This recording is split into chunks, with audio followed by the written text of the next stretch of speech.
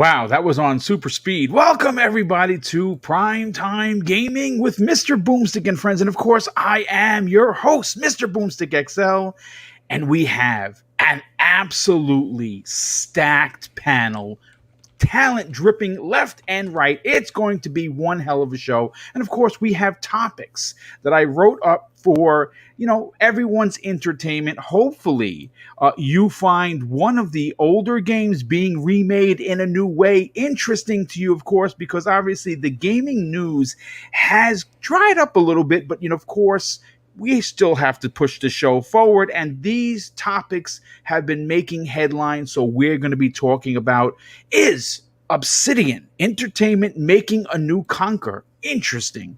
Is, of course, Metal Gear Solid and Castlevania being shopped to other developers? Potentially. And of course, is there two Silent Hills being made at the same time, one by Sony's Japan Studios and the other by Bloober Team, makers of the outstanding The Medium? Well, stick around and you'll find out that answer shortly. But let's get into the introductions. And of course, we have two special guests here. Now, this gentleman, you know him from Breakfast with Boom. You know him with the best voice in podcasting, and he does carry a chainsaw with him at work to make sure that those unruly customers stay 6 feet apart. Please welcome Crispy Bomb. Oh, wow. I got a chainsaw now at work. Woo, let's go. 6 feet, baby. Stay 6 feet. You hit that. Let's go. But yeah, no, great to be here. Kind of last minute status, but I always love being last minute because there's some fire topics we got to get into, and it's going to be a great show. Yeah, well, it's great to have you a part of today's panel. In fact, it's always great to work with you because you always bring great information as well as, being honest. And that's really what it comes down to. The community appreciates that. Next up, now we have a gentleman here who, in my opinion, has a show that I think that he needs to talk more about. We need to get more people subbed to his channel. We got to get more people to check out his show with, of course, which is awesome. He works with his wife and several people that I work with weekly. Please welcome Fun Speculation. Hey, dude, welcome back to the show. And also, why don't you tell the fine folks, we got over 100 people here, why they should sub your incredible Xbox weekly program on Friday nights at 9 p.m. Well, thanks for the huge shout out, and thanks for asking me to be here at the last minute, dude. Once I saw that, I was like, heck yeah, I am here. I've got nothing else to do, but now I got something amazing to do. And then when I found out Crispy Bomb was going to be here as well, it turned into an awesome thing. So here's one reason why. Hey, guys, Crispy Bomb is also going to be on the show this Friday at 9 p.m. Eastern on the Fun Speculation YouTube channel. The show we have is called Xbox Ultimate. We talk all things Xbox. It's a lot of fun. We keep things positive. Unless Xbox needs a little kick in the butt every once in a while, we got to give it to them when they deserve it. But mostly positive talk and just keeping it Xbox focused with what I prefer to play on. So, I have nothing against any other consoles as well. But if I prefer to play on something, that's what I'm going to be talking about. So that's what I'm focusing the show on. We also started another podcast on Sundays at 3 p.m. Eastern. It's called Fun Pop. We just had our first show. I saw that. I got notifications for that. Congratulations on the second show. Man. Yeah, and we talk about movies, games, TV shows, and lots of other fun stuff that's more than just gaming. So come check it out. If you like what you see, that's amazing. I love the support. If I don't want anybody to sub unless you actually enjoy it, and want to show up and hang out and all that kind of stuff, right? So if you like what you see, come hang out Friday nights or on Sunday afternoons. I appreciate it, guys. Well, thank you for being here, brother. And of course, thank you for giving us the lowdown on what you guys got going on in your channel. Like I said, it's definitely, I highly recommend checking it out. One of the cool things, I think the fun aspects of it, no pun intended, is that his wife Caitlin is on the show with him on Friday evenings, and I think that is pretty dope. I got to be honest with you, you guys hang out and you have obviously gaming in common, which is pretty cool. She is in the chat, so welcome Caitlin to the show, and of course, let's continue with the introductions. And next up, we have one of the loudest men in Canada. In fact, I heard him yelling why he doesn't have any snow here in New Rochelle. Please welcome middle-aged gamer guy, which almost, by the way, had a wardrobe malfunction live on the air. Oh boy! Well, let me tell you something. Tassels fell off. Oh, geez. Well, let me tell you something. Well, first of all, boom, chat.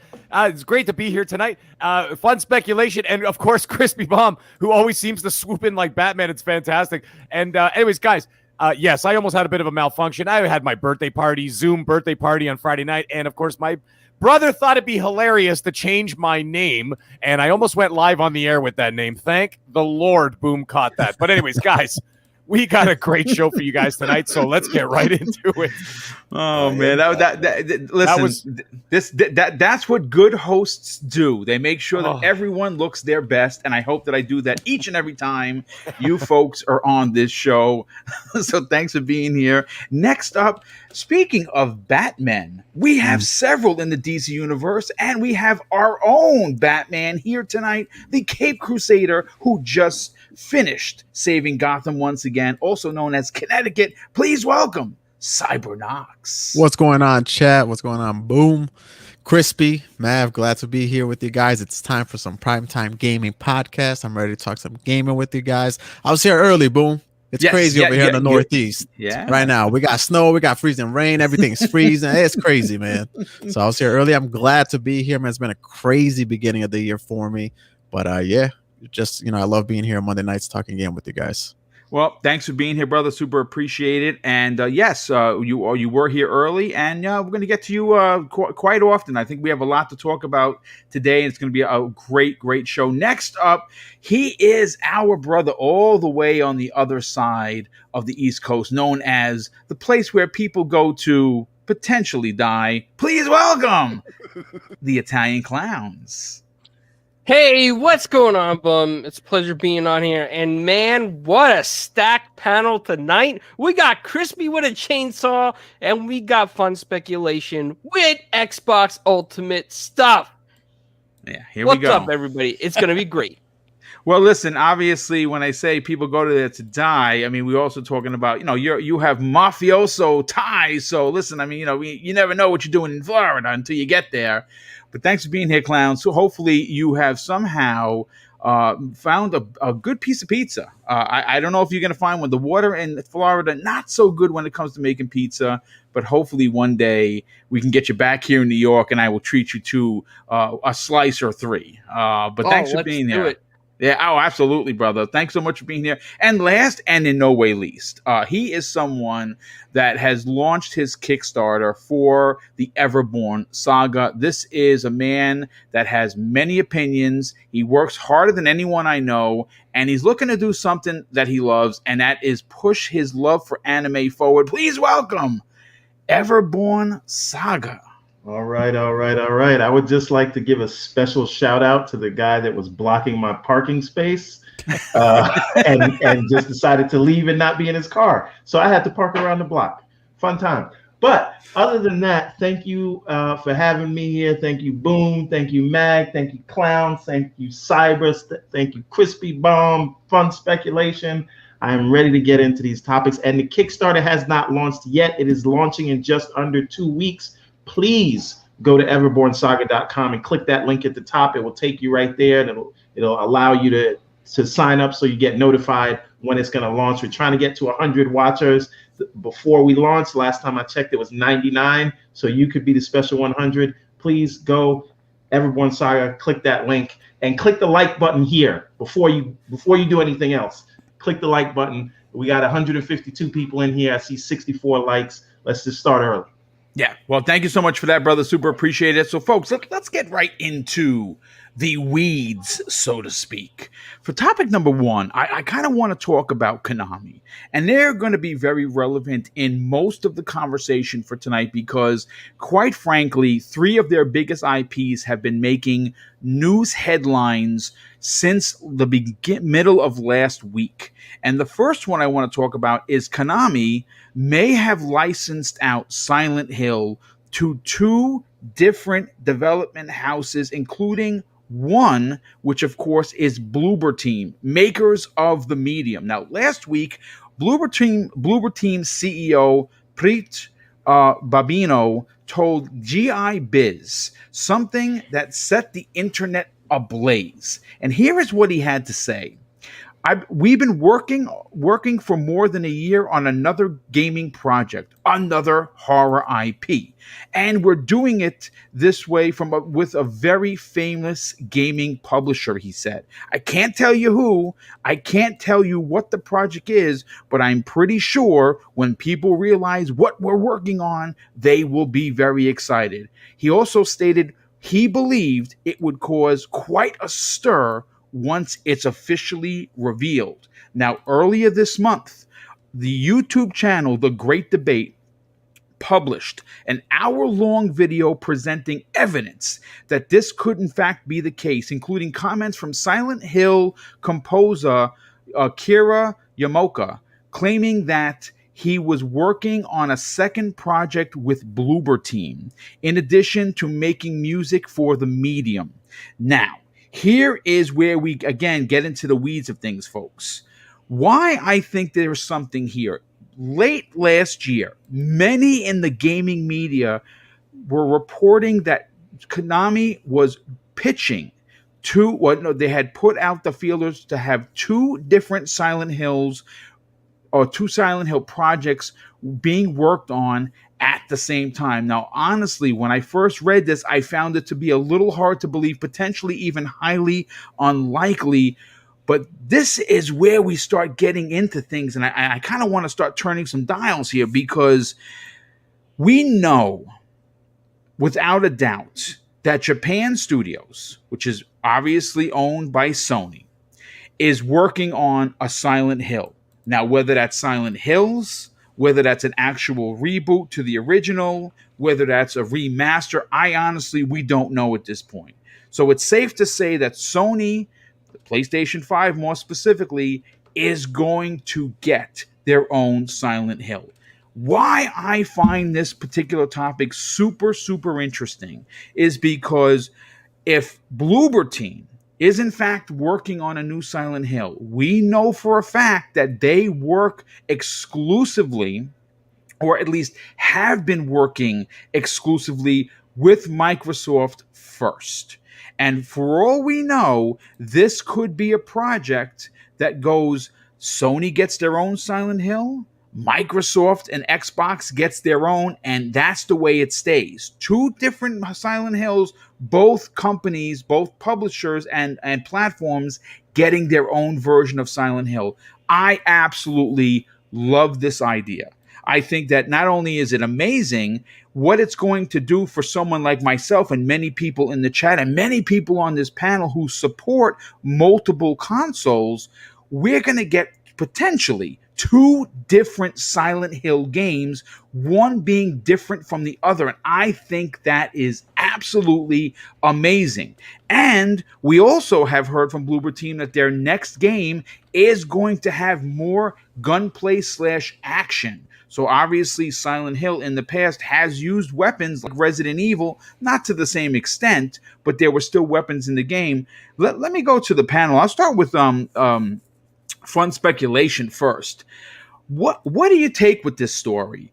I mean, obviously, we don't listen. Again, there's a lot of assuming going on here, Mav. I mean, we don't know that it's Silent Hill, but it from the rumors that have been circling, it is. How cool would it be if both Microsoft and Sony got their own version of Silent Hill? So that would be really interesting. If you has that happened before with a gaming franchise or around the same time? Never happened. Like, So this is now, like you said, this is a lot of speculating, right? Because we don't know. But based on the reports lately that you had just read, right? We have a lot of smoke, okay?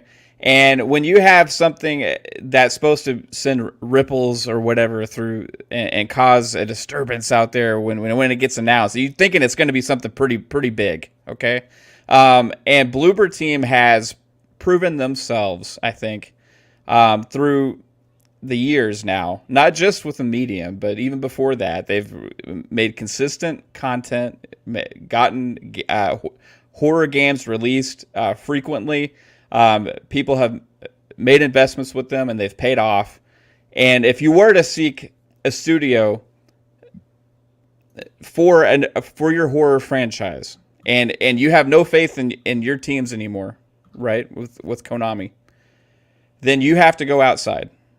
Right, yes. You have to go outside, correct, and which is what we believe they are doing now with their IPs, because their recent releases from themselves have really not done that well when it comes to their top tier IPs. Okay, Metal Gear, the last one, was very poorly received. So you look at Silent Hill, you say we need a studio we can trust. Okay, that is a horror game studio. It makes sense if you put up all the pieces that it could be Bloober Team. Now, also Konami has this long-standing relationship with Sony, so they want to keep that alive as well. Something like this makes sense to have this franchise go with two separate titles. Now, if you had two separate titles, it's going to be interesting to see how varying they are. Like different takes, different timelines, different stories altogether, different developers. It's going to be interesting. But with an IP like Silent Hill, you can do a lot of different things, right? So it would be pretty cool to see that actually take place. To have a massive IP like that, have two titles come out roughly around the same time, I would imagine, as well, if they're both been in development. And I think it'd be cool to see. I think it'd be, if the rumors are true and it is Bloober Team working on a Silent Hill game, and that's what they are working on, then that gets me even more excited, because that's another next level step for them. Now, would this also involve some kind of acquisition that Xbox possibly would have had with Bloober Team? And, that's been in the rumor mill as well, right? Yep, so sure has. Yeah. At that point, that's also a Microsoft published game potentially. I mean, okay, it's Konami. Like, I don't understand how all that's going to work, So I guess whatever contracts they would have previously would just go into fold with the acquisition. But yeah, I think that's going to happen. So it's going to be interesting to see how all this plays out. But there's a lot of smoke to this fire. I think there's something there. No, and I absolutely agree. Crispy, let's bring you into the conversation for a second, because, Mav actually says, a particular, wording about where there's smoke, there's fire. And what's interesting is Konami is in the business of they're not in the business of gaming anymore. They're in the business of taking their very, very valuable IPs and licensing them out, right? And what has me perplexed, actually super stoked, to be honest with you, is Mav actually said it. He asked the question, has this in gaming ever happened where a franchise had two different versions made for it at the same time? Now, listen, if there has, I don't remember it. And you know what? I've been gaming for over 40 years. I've never seen anything like this. Not only would this be great for Microsoft and great for Sony, but it would be great for Konami, because, again, they would be in the news of letting someone else make games for using their IP, which I think is big. For you, do you want to see a Bloober Team made Silent Hill? I think it makes total sense. They have been making horror games for a while now. A lot of people don't even realize that they made Layers of Fear. 1 and 2, as a matter of fact. Yeah.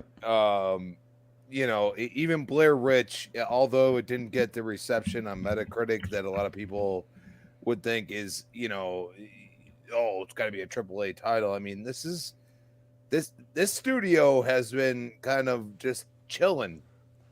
They've been almost, the Obsidians and other gaming aspects back in the day, like Double Fine, all these just doing their thing. And one thing they've really showed is that they want to do horror games.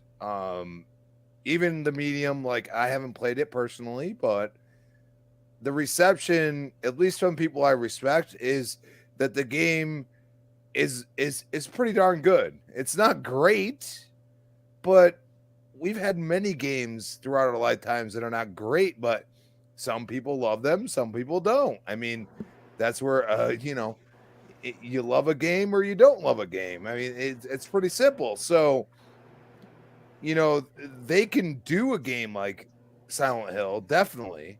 The thing is where I kind of go into the smoke and mirrors, like, well, even Boom saying right now that the PlayStation's working on a title as well. Yes. Are they going to be the same game? I mean, no, they wouldn't be the same game. I mean, we've heard different things about what Sony wants to do, and the way that Bloober Team explains it is that the franchise that they're working on is a popular, very very popular horror franchise. Now, granted, we are taking some liberties here because we don't have confirmation that it in fact is Silent Hill. For all I know, it could be Resident Evil. You know what I'm saying? I don't honestly know. Alone in the Dark. Yeah, it could be Alone in the Dark too. But again, that's an IP that I mean, it's not the most popular IP. Let's just say that. Well, I will say this. A lot of people are forgetting that Fear's still out there. Yes. Oh my gosh, God, that would be so amazing. And I mean,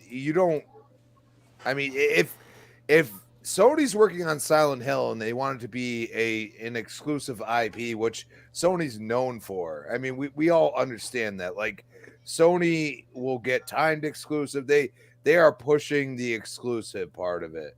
Xbox, that's kind of why Bloober Team kind of gravitated to Xbox, because they're not all about that life. And actually they probably funded, especially Blair Witch was funded, but it released on all consoles. So, Layers of Fear 2 came out not long before that. Little crazy that they have enough devs to be able to do stuff like that. I just don't know. I feel like if Konami wants to make as much money as possible, Silent Hill on the PlayStation side, it might not be even close. It might not be called Silent Hill at all. It might be something totally different. It could very well be. All I know is that this has it's set the internet ablaze, and obviously, I figured it would be worthy of a conversation. I know. Again, I still think that Bloober Team is a developer that Microsoft absolutely 1,000% needs to add to XGS. I don't understand why they haven't. I mean, unless that's a studio choice, but I think that they could do so great if Microsoft was able to acquire them and they joined the team, simply because if they had funding. I mean, yes. that's what it comes down to. I mean, they need real funding. I mean, Medium is scratching at the chalkboard. It's like it hurts a little, but at the same time, I like it. And that's what I feel like most of the reception of people that I respect. As like I say, there's some people that are going to throw shade at something because it's just on Xbox. But the point is it a good game? Does it contribute to the gaming, ecosystem that we all love? And I think it does. So, who am I to say that, if PlayStation makes something different? But there's a lot of, horror IPs that haven't been touched in a long time. And they could be, Bloober could be talking about something else, and we might be assuming it's Silent Hill. You know what I mean? Yeah. Can I jump in for a second? Yeah, your mic does not sound good, dude. It sounds like you're in an Echodrome. Okay. How about now? Is Yeah, it better? yeah. Mm-hmm. Okay. Yeah. So what I don't think that Microsoft or really anybody would want the optics of a Sony produced game next to what a Bloober produced game. And this is no shade against Bloober Team. I love them. I'm playing the medium as we speak, and I love it. But we know the kind of game Sony would probably make it, right? That movie style of a game. And unless you separated the projects, maybe one is 2023, the other is 2024 or 2022. But it's not as simple to throw money at a team and then it automatically sort of can produce AAA content, right? It takes time. They have to staff up. They have to, because, when you bring on new talent, it takes 6 months to a year just to get them acclimated to the way you do things, right? So if they're going to staff up, and we see this now with a lot of the studios that Microsoft purchased before the Bethesda acquisition, right? It takes, even though they are staffing up, it's going to take time.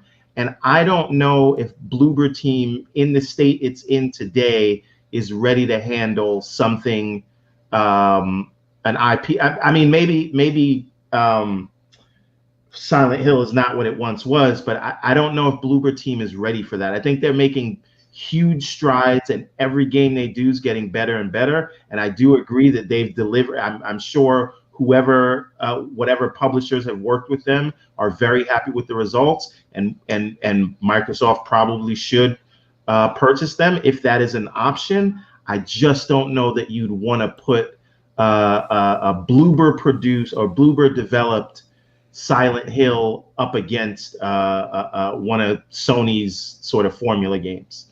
Yeah, I mean, and you make good points. They've been working on this apparently for a year, though. This isn't just an announced thing.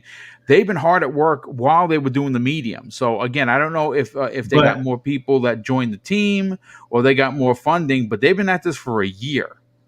But if they've been at it for a year, we know that even if they got funding for it, their team isn't huge. It's like 100 people, right? That's not okay. That's not an insignificant number. Again, and I don't want this to sound like I'm bashing Bloober. I love them, and I think that they are going to be a force to be reckoned with. And I think they're cementing themselves as the #1 horror developers in the entire industry. So I don't want my words to be taken, by anyone as any sort of a shade. I'm just saying I think Sony's gonna, do their over-the-shoulder third-person thing to it, and that's all people are gonna see,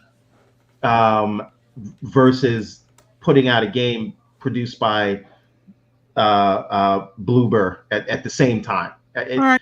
I mean, listen, you make a lot of good points, but again, I think that it would be pretty fantastic. And again, this is me thinking pie in the sky that you could potentially have a Silent Hill IP done from two different perspectives on two different platforms. I absolutely I love that idea.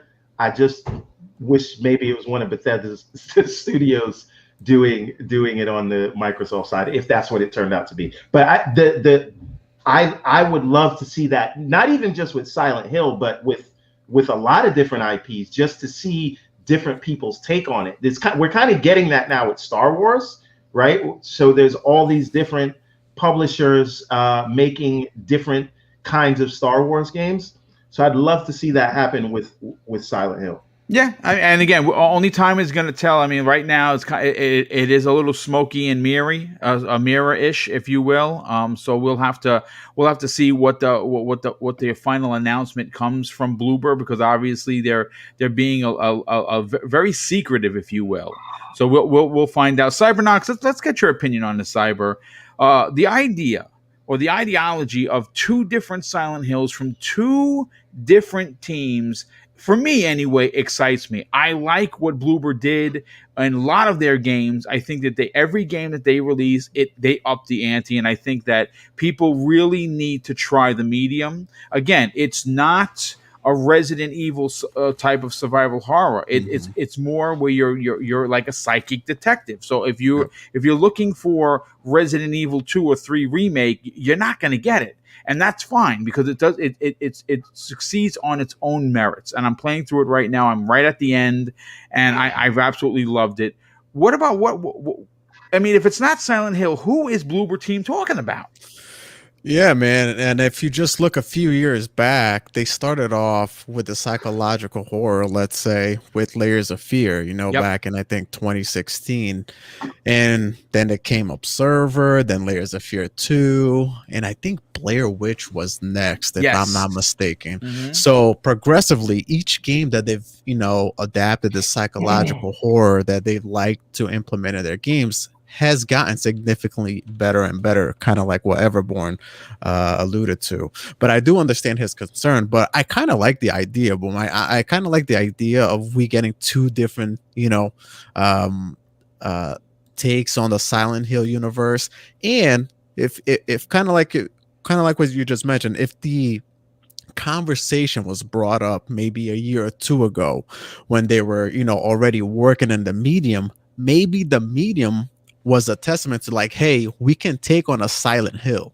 Because if you play the medium, it's got very Silent Hill-ish vibes. It's got old school Resident Evil. They mix they pretty much put all these, games and included a little bit of everything in the medium. It's really well done. So I would say, man, they've Blair Witch, to me, I haven't gone back to it, but when I first tried it, I was just like, oh man, this game had a lot of potential. I didn't go back to it, but it was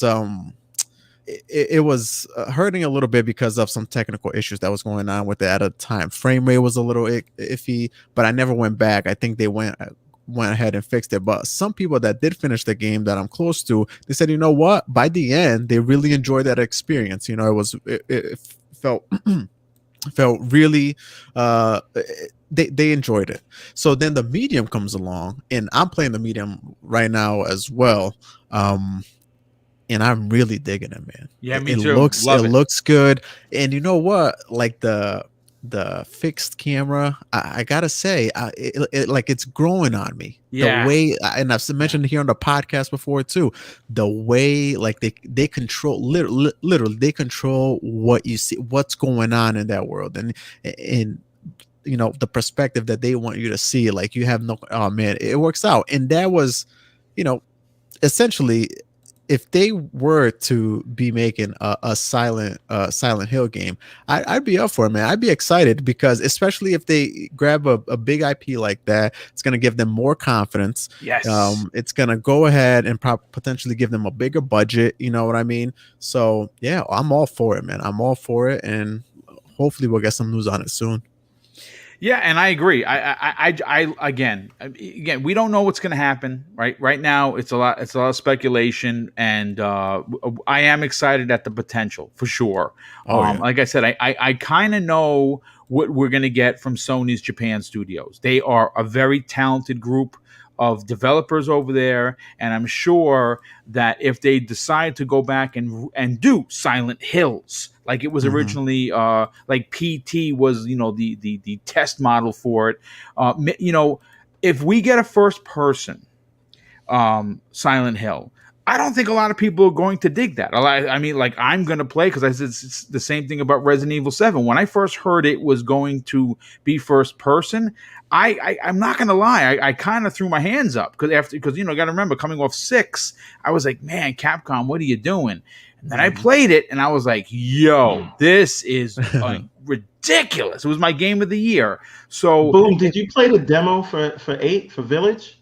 Yes, I beat it like 6 times. I played it, and then played it in front of the girls because they like the horror movie kind of vibe. I'm digging it, man. I'm me very too. excited for that thing. I didn't play 7. That was my first first-person Resident Evil. You got to play 7 for sure. Let's get Mag in on the conversation. Mag, look, here's the thing. Yes, sir. I didn't bring this up originally, and now I've excited myself even more because we know that Sony was really intent on doing Silent Hills. We don't know if Del Toro is going to be a part of this new Silent Hills. We don't know if Daryl from The Walking Dead is going to be a part of it. That they're going to revisit what they had planned. We don't know, right? We don't know if Kojima is even going to get involved in the conversation. We don't know. We know that Japan Studios supposedly has the IP and they're currently working on it. Again, complete rumor. But if they decide to go the route of first person, how awesome would it be for Bloober Team to potentially, and again, folks, this is my pie in the sky wish here, that they remake the original in third person. I mean, holy shit, 2 different perspectives, 2 different Silent Hill games telling 2 different Silent Hill stories, potentially at the same time. Where do I buy both? Collector's edition is what I want to know, but I want to know what your thoughts are. Okay, I got a spider web of thoughts. Well, go crazy because this is a conversational podcast. Yeah, it's been a long time, guys, because it's been slow news for since the release of the new console. So I finally got something I want to talk about. First of all, I got to tell you, this is a really bizarre concept. And the reason why I'm calling it bizarre is that if you're going to have 2 different dev teams making 2 different Silent Hill games, there is something that Everborn kind of touched on a little bit there. This is something that I wanted to say. It is going to be impossible for the general public to be able to differentiate or to separate the 2, saying, well, there's this one and there's this one. There's going to be non-stop comparisons, and I think it's going to cause a lot of problems out there and a lot of mixed messaging. That's what I'm thinking. Okay, I'm not saying that I'm not excited about it. I'd love 2 Silent Hill games. Give it to me. Give me one in third person. Give me one in first person. I don't care, because I love Silent Hill and it's been far too long. Now, that being said, I have a feeling that a lot of people are going to use it as banter for whatever stupid console, whatever wars they want to do. And they're going to be like, our version's better. Your version's not as good. Our version's better. Yours is not as good. I just see it being a kind of messy. You know what I mean? That's just what I'm kind of picturing, because you know how people are. They get ridiculous. Now, let's get down to the nitty gritty here. So now you got Bloober. Okay, they have their games have the DNA and the guts, the core elements of Silent Hill. We've played the medium. Okay, we've played some of their other games. I played them all, to be quite honest. I finished the medium about 3 weeks ago. And it's got, and I think I mentioned it on this podcast, actually. We were talking about it, and I said it basically almost feels like Silent Hill minus some minus weapons, right? Because even down to the detail of having that flashlight on your chest. You remember the first Resident Evil, the first Silent Hill, he had the little flashlight on his chest, right? And that was terrifying, trying to go in those areas with all the fog and all the stuff, and you couldn't see what was going on. You remember that? It was terrifying. Yeah. Now, the other thing that they got going for them is Bloober clearly has some good writing chops.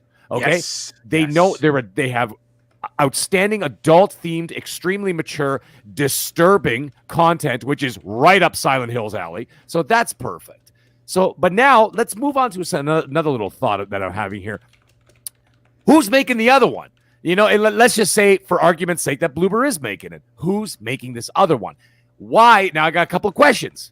Okay, I'm just throwing these out, throwing them on the wall, see what sticks here. Why did the Kojima Guillermo del Toro project fall apart? You know, because I think it fell apart because of what happened with Konami. You know what I'm saying? Right. That is initially what happened. Okay, so like, doesn't this come across as a little bizarre, like a little strange? All of a sudden, you got the Kojima Guillermo del Toro one fall apart, and now they're whoring off the IP to like whoever, to a couple of other teams. I find it a little strange. Now, my next question. I'm sorry, guys, whole lot of questions tonight because I need to figure this all out. Microsoft has been a key part of Bloober. We know this. Yeah. Mm-hmm. Where do they fit into this conversation? These are not questions I expect to get answered. These are just food for thought for the chat, for us, okay, and for anybody who's listening to the show later on. Where does Microsoft fit into this equation? And now the other thing is, I'm going to go back to Everborn again because he stole the words right out of my mouth, is that Bloober, in my opinion, I'm sorry, I hope I don't offend anybody, but I really don't think that they can pull off a AAA title without help. They've got the people, they've got the talent, they have the skill to do it. They don't have the money to do it. And they clearly need the money because Microsoft keeps helping them out with these titles, and they still are just slightly under par of But that what AAA if they were in the process of being purchased? Then that's a whole different ball. You know what I'm saying? Like what if, because we have heard, listen, folks, if you listen to any of my podcasts, you know that I report on pretty much anything that's relevant that when we're talking about Microsoft. I mean, I try to cover Sony and Nintendo, but obviously where I sleep at night is at Microsoft's crib, right? So that is where I focus, because when you do 4 shows, folks, you got to do a lot of reading. You only have 2 set of eyes, 4 if you wear glasses like me, right? So what if, we heard last year that they were in Poland shopping for developers, right? We've been hearing about the Dying Light guys being bought up, and that's why Dying Light 2 was delayed. And it's going to be announced as an exclusive for the Xbox, and that team has joined XGS. We also heard People Can Fly was possibly coming and joining the team, but Bloober is a not only are they proven, but they have the ability, like you said, to tell a great story. But more importantly, a horror developer in your banter of the conversation is something that they don't have. Right. And why should they have to go for second party and third party when they can get a team like Bloober? And what if they were able to secure secretly, hey, listen, we can get you to Silent Hill. Do you guys want to work on it? The guy falls off his chair. Holy shit, yes. And they've been working on it for a year with Microsoft funding. Right. I mean, again, it's speculative for sure, but what if? But boom. So, sorry, Mag. It's all good. All good. Or to you, this question's to everybody, really. When did Microsoft purchase Ninja Theory and Obsidian? That was 2018. 2018. Yes. And they've been staffing up.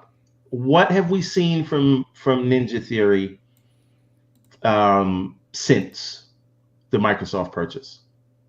What have they been working on? I mean, what have they released? The only stuff they had already been previously working on, which was Bleeding Edge. Bleeding Edge, that's it. So that was already in the works before the acquisition, and that's also a little pet project as well. And my point is, they were a small team, and they've staffed up. They're building out their studio. I'm just saying that takes time. And if Bloober is gonna take on, doesn't have to be Silent Hill, any sort of large AAA thing, I think we don't see that till 2022, 2023, 2024 or beyond, right? Because just because they could have all the money in the world, you have to find and acclimate the talent. Like, look at the Initiative. We finally got a trailer for Perfect Dark, and we still we have no idea when that's coming, right? Yeah. So and that's the thing. I think Bloober's going to be a force to be reckoned with, just not yet. Okay, so, listen. Can I chime in real quick? Yeah, please jump in there. Absolutely. So, just to go back to the Ninja Theory thing, though, right? Like what they did with Hellblade was such a small team. You don't necessarily have to have a huge, massive That's a fact. team to be able to make a quality, super high-end product like Ninja Theory did with Hellblade. Now, I'm not saying that Bloober Team is Ninja Theory. I think they have a lot to grow to actually be as talented as them, mainly because of some of the tech that Ninja Theory has with the facial captures and all that stuff that they do, right?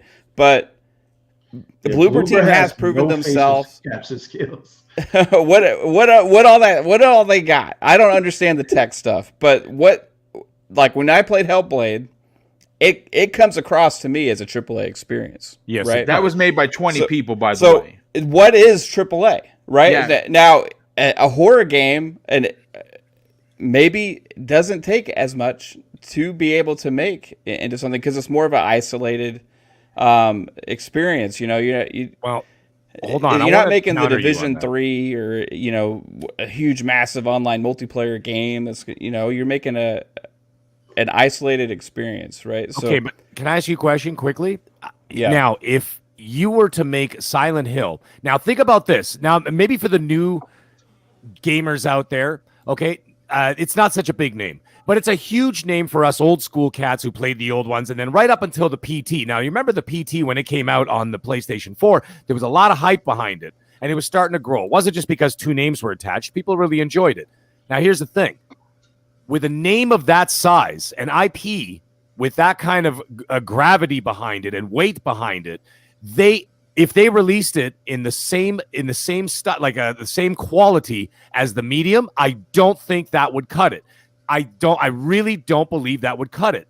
Now I understand what you're saying, but I don't agree. I like for me, Resident Evil 8 is gonna be the bar. You know what I'm saying? Like when that comes out in the spring, that's the bar, folks. Let's face it.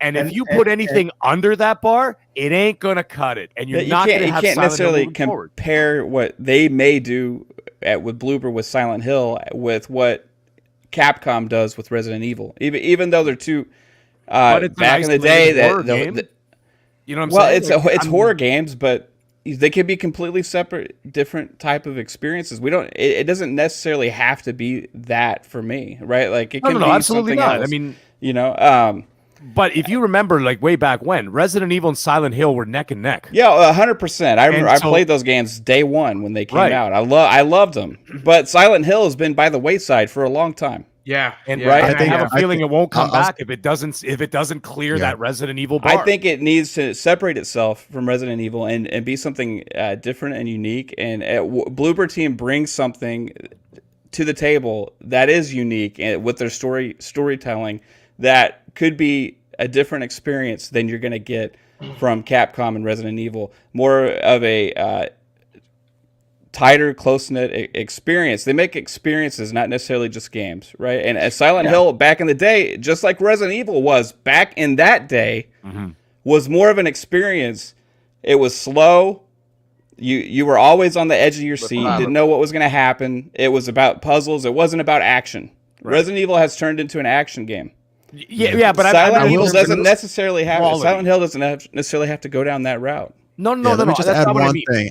I think that if Silent Hill comes back, kind of like what Mag is alluding to, which I'm all for Bloober Team taking a shot at it, but it needs to have that impact. It's got to have that comeback story, kind of like Resident Evil 2 remake did.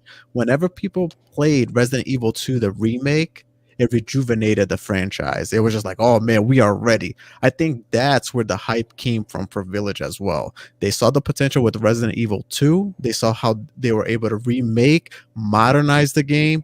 And now if Silent Hill comes back, it's been such a long time that we haven't had a Silent Hill game that this one has to come, you know, if it is coming out, it has to have an impact right off the bat. Right. No, I mean, and that's the thing, Cyber. I agree with you. And Silent Hill has something to prove at this point in time, right?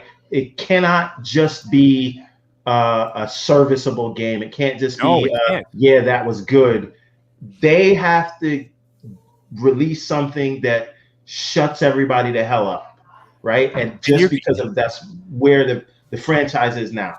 Or again, the inevitable correlation is going to be with Resident Evil because it's coming this year. That's going to be the next closest big time horror title, and they're going to say, "Okay, here's Silent Hill," but is it as good as Resident Evil? I'm not saying it has to be the same game. It doesn't have to be the same style, not the same narrative, not the same action or gameplay loop.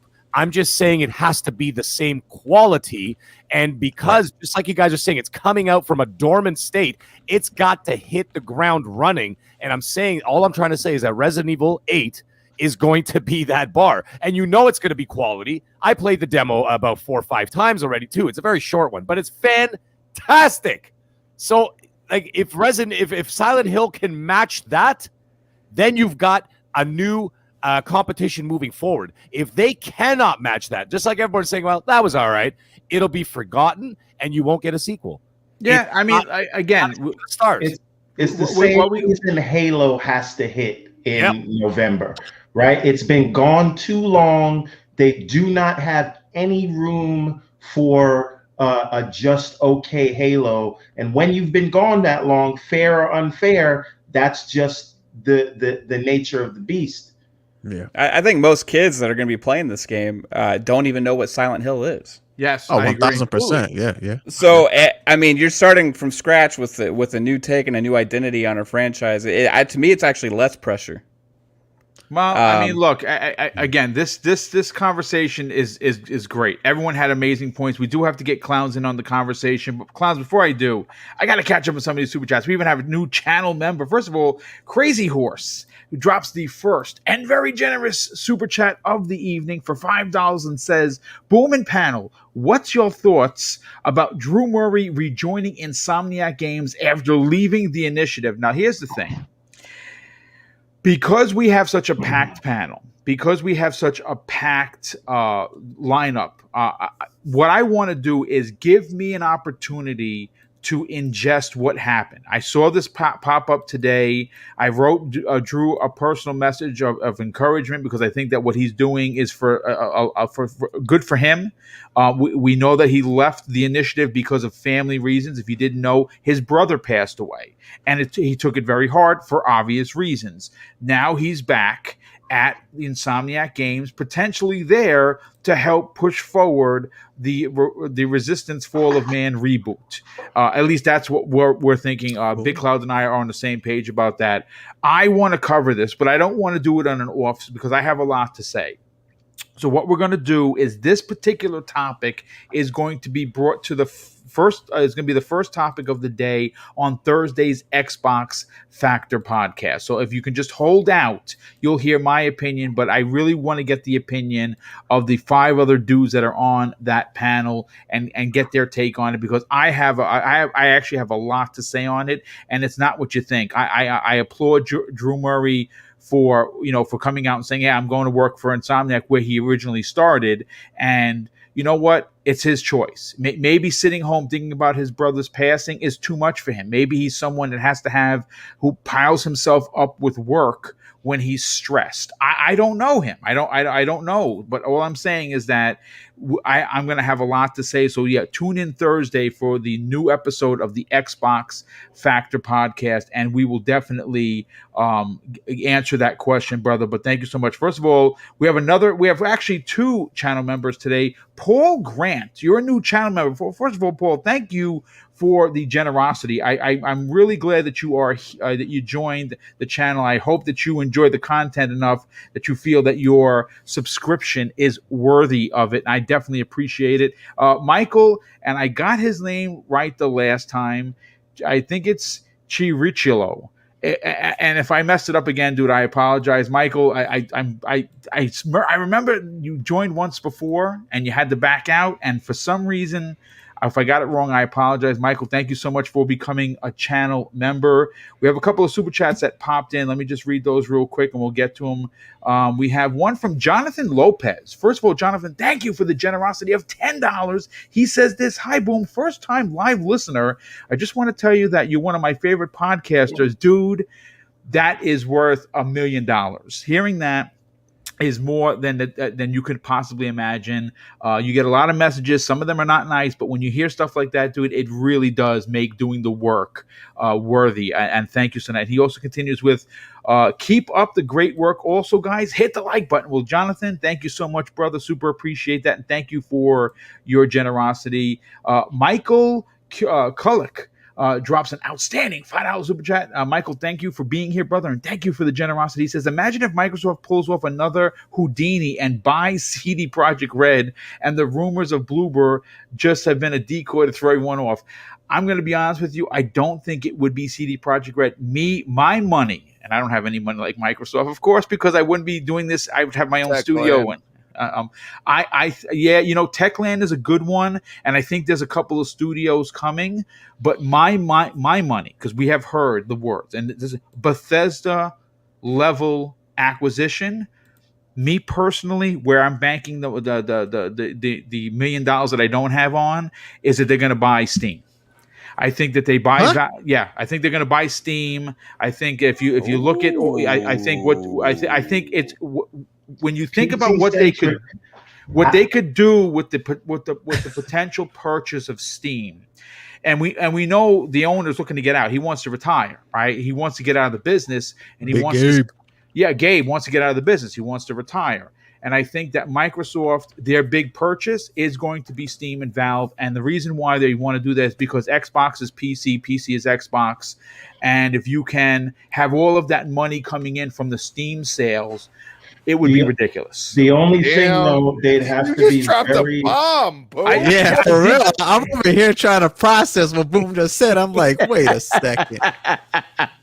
Listen, I didn't mean to derail the whole podcast with what I just said, but that's my personal thoughts on it. I think Gabe Newell, we know that he wants to retire. He's been very critical of Microsoft, but in recent years he has now worked with them. We know that Phil Spencer and him were in that Zoom cast together, along with Jeff Keighley at the end. I think it was at the beginning of this year, and I think again, I have no sources on this, folks. So please do not run to the papers and say Boom said Gabe Newell is selling Steam to Xbox.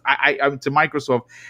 Do I think it's going to happen? Yes, I think that is the Bethesda level acquisition that's coming, unless it's Capcom. Let me ask you. Just turned my brain into a pretzel, bro. I'm like, Boom.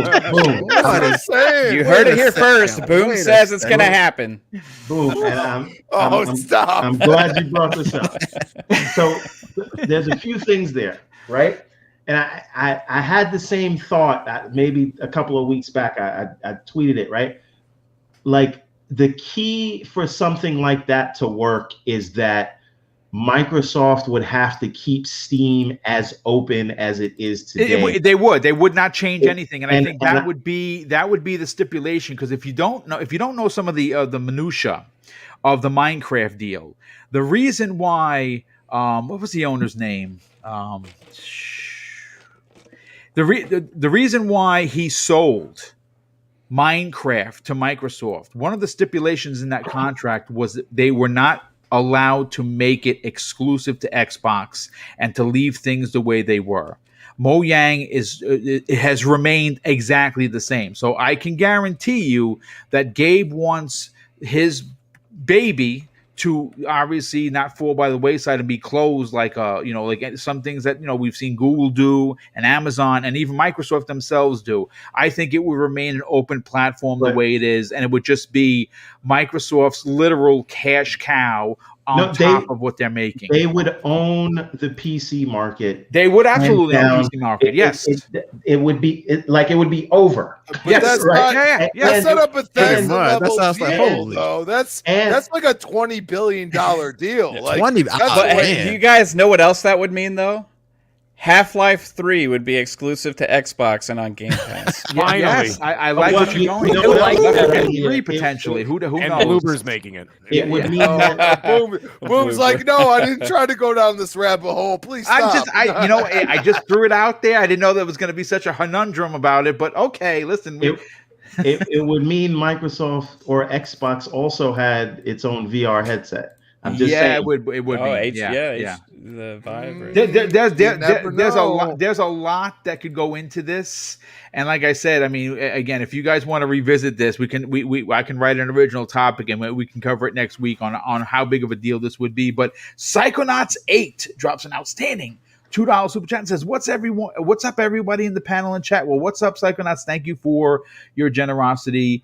And man, you know what? If I missed a super chat, I'm gonna pull up my YouTube channel and I'll look there. But I want to get Clown's opinion on this. Look, everyone had Clowns. This has been an incredible opening topic. I mean, we're almost an hour into the show and we just hit topic 1. And of course, I threw a monkey wrench into it by saying that Microsoft was going to buy Valve. I mean, sorry about that, folks, but I still think it's going to happen. Clowns, for you, the idea. And again, I did not even have it in my show notes, and I didn't put one and one together, so people started dropping some really incredible points. Is we know that Sony was hell-bent on doing a Silent Hill exclusive, right? And we know that Sony, rumor is Sony Japan Studios is the one that's going to do it. If that's the case, we can expect movie-like quality, no doubt. Are they going to go first person? Probably. But what if Bloober Team, again, total speculation here. I still think they're going to be announced as being a part of. Phil's going to get up there. He's going to name 3 to 5 of them. Whenever he's going to do this, it's going to be just like E3 2018.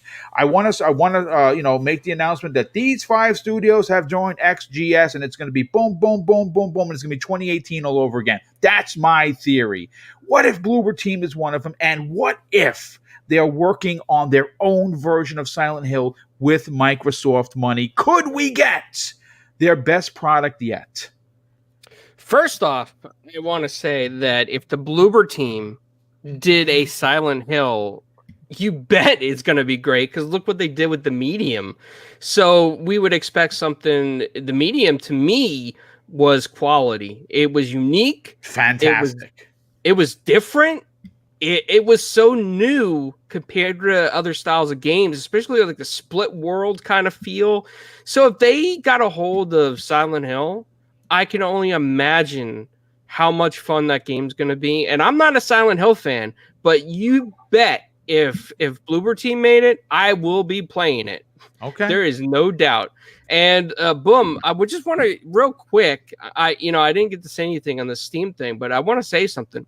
Sure. So for the past year, I've actually been saying that Microsoft should buy Steam. And not only for the reasons that the panel has pointed out already, but there's one big thing that everybody has kind of missed here. They could incorporate Steam into Xbox Game Pass and xCloud. They certainly could. Like Steam has their own version of a cloud-based service that you could stream to your TV.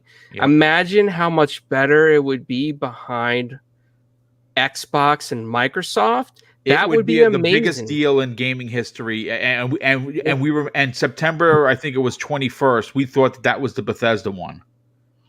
Yeah, I'll tell you what though. The only thing I don't think they should do is have the Steam store available on Xbox. No, it wouldn't. It wouldn't. It would stay. It would. What would happen to Steam is Steam would get its own version of Xbox Game Pass. Yeah. And you would have people that loves to go. Listen, Steam has a community unlike anything we've ever seen. They're loyal to the point where they will buy games for full price. But if you somehow incorporated the amount of gamers that are on Steam, and you added Xbox Game Pass into that, my God! Remember that Phil Spencer specifically said a couple of years ago, their goal or his goal at Xbox was to reach the 3 billion gamers that are currently on the planet. They're gonna do it. They're gonna do it with xCloud in its current format, meaning that they're already succeeding in regions that they failed. Right? They're succeeding in Japan. They're succeeding in Korea. Two locations, 2 regions that are not console based anymore. 10, 15, 20 years ago, yes, it was the rage, but now everyone plays in mobile. They're playing on their tablets, they're playing on their handhelds, they're playing in their handheld cafes. So Microsoft is gaining grounds that way, but if you incorporate now that they own Steam, my God. Oh, that's what I mean. That's a drop the mic and just whip it out. That's what kind of a moment that is. So would that mean you'd be able to potentially access your Steam library via the cloud on Xbox? Man, it would mean, you know what? That's a great question. But my God, it would be something else. But again, what a way to open up the show. 1 hour gone. We talked about Silent Hill potentially coming by two different developers, and of course, boom, somehow dropped the bomb. And I did it so nonchalant, like, oh, this is my take. Expected no one to say anything. What a fool I was. But real quick, Michael Kullick dropped a $5 super chat first before the second one I read. Thank you, Michael, for your generosity. He says Bloober definitely needs to prove themselves a bit more before taking on a big IP like that. And again, I really look, if they have 100 people there, if they had the money, man, I think that we could get something really special. Because remember that they have been working closely with Microsoft to publish and to put in Game Pass. And if they became a first party, man, my God, I think that would be something really special. But I do want to move on to topic number 2 now. Before we get to whether or not Castlevania and oh my God, let me pull up my notes here. I'm sorry. Now, you know what? Let's keep let's keep it with this, because I want to keep Konami in the conversation. Now, according to Video Game Chronicles, a source that is close to the situation claims that Konami is looking to have not only Castlevania, but Metal Gear Solid games developed. Now, I'm going to tell you this right now, and I've been talking about this. I talked about it on Breakfast at Boom. I've talked about this on numerous podcasts. Metal Gear Solid, the original PS1 game, is already being made by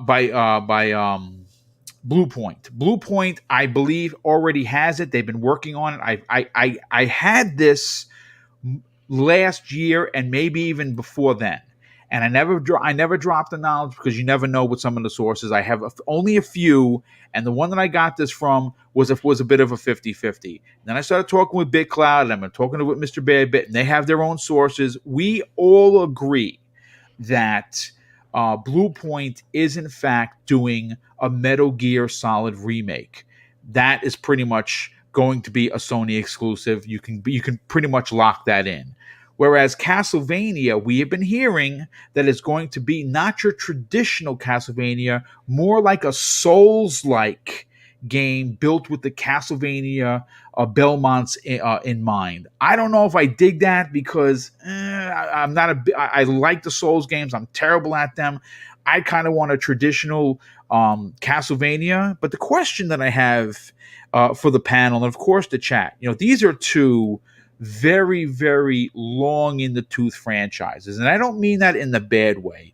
Unfortunately, the last Metal Gear that we remember was Metal Gear Survive, and it was horrendous. The last Castlevania wasn't bad, but it wasn't Symphony of the Night.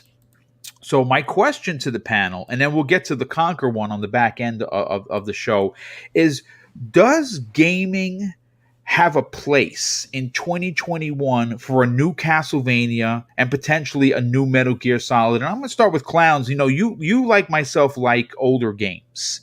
I like old IPs coming back in big ways. Metal Gear Solid, for me, Clowns, is in my top 5 games of 40 plus years of gaming. I still remember the day that my brother Neo Mental and I brought home the VHS tape that we paid $25 from Gary the Scumbag at Dragon's Den, because he went to E3, and we watched Merrill and him back to back when they showed them back to back shooting the guns and the rounds hitting the floor. We watched it so much. First of all, it's giving me goosebumps talking about it, but second of all, we wore that tape out. Does gaming have a place for these two ancient franchises, Clowns? Clowns, are you there, brother? Oh, he's not there. Does anybody want to pick up this question? I mean, I would say, yeah, it has a place. You're goddamn right it does. But the more we hear about where Konami is, and they want to license all these things, like, can Microsoft or Sony just like pick them up outright? Who pick up Konami or buy the IPs? Pick up Konami in general. I mean, I don't think they would want to, because their businesses, their business is pachinko machines and exercise clubs. You know what I'm saying? So basically, they're on the Sega model. They've. I don't think Sega's even close to what they're doing. I mean, they have been this way for a while. I think right now they tried to get. We have heard, and the story popped up last week, not this week that just passed, the prior week, that Konami wants out of the gaming business, and they declined comment on it. And I think that's when you started hearing about all of these different IPs being licensed out, or in your words, pimped out to other developers. Konami cannot no longer continue to pour money out. They can't make games anymore. I'll put it this way. Did anyone play the last Contra Hardcores. I bought it, and it was the biggest piece of garbage I've ever played. I tried to get a refund, and Microsoft said no dice. It was awful. But boom. So, but this is what I mean. Is it possible that they could spin off their gaming division? Because here's what I'm afraid of, right? And I brought up Sega for a reason. Sonic was in my heyday, right? Sonic was my favorite gaming franchise while Sega was still making systems. Well, you're right? talking about the AM2 days, though. Yeah. And that's a long time removed from those days. But the thing is, though, like even up to the days of the Dreamcast, right? The thing is, if they are just going to license these IPs out to the highest bidder, I don't think they're gonna have anybody making these games. And the reason Sonic was head to head with Mario at one time. Yes. Right? The same way Silent Hill was mentioned in the same conversation as Resident Evil, right? And I'm nervous that we're gonna see Metal Gear and Silent Hill and Castlevania and all of these things that we all came up on. I think we're gonna see them. They're not gonna look the same. You know what I mean? You know when you had the girl in high school that you used to have a crush on, but life didn't go as well for her as it went for you, and then you see them later on, and you're like, "Woo, that's the bullet there." I don't want to see that happen with some of my favorite IPs. But you know what though? That's why I just want whether it's Sony or Microsoft, buy it all and treat the IPs the way they should. I agree with you. I see what you're saying. You make a lot of sense. Look, I'll put it to this way.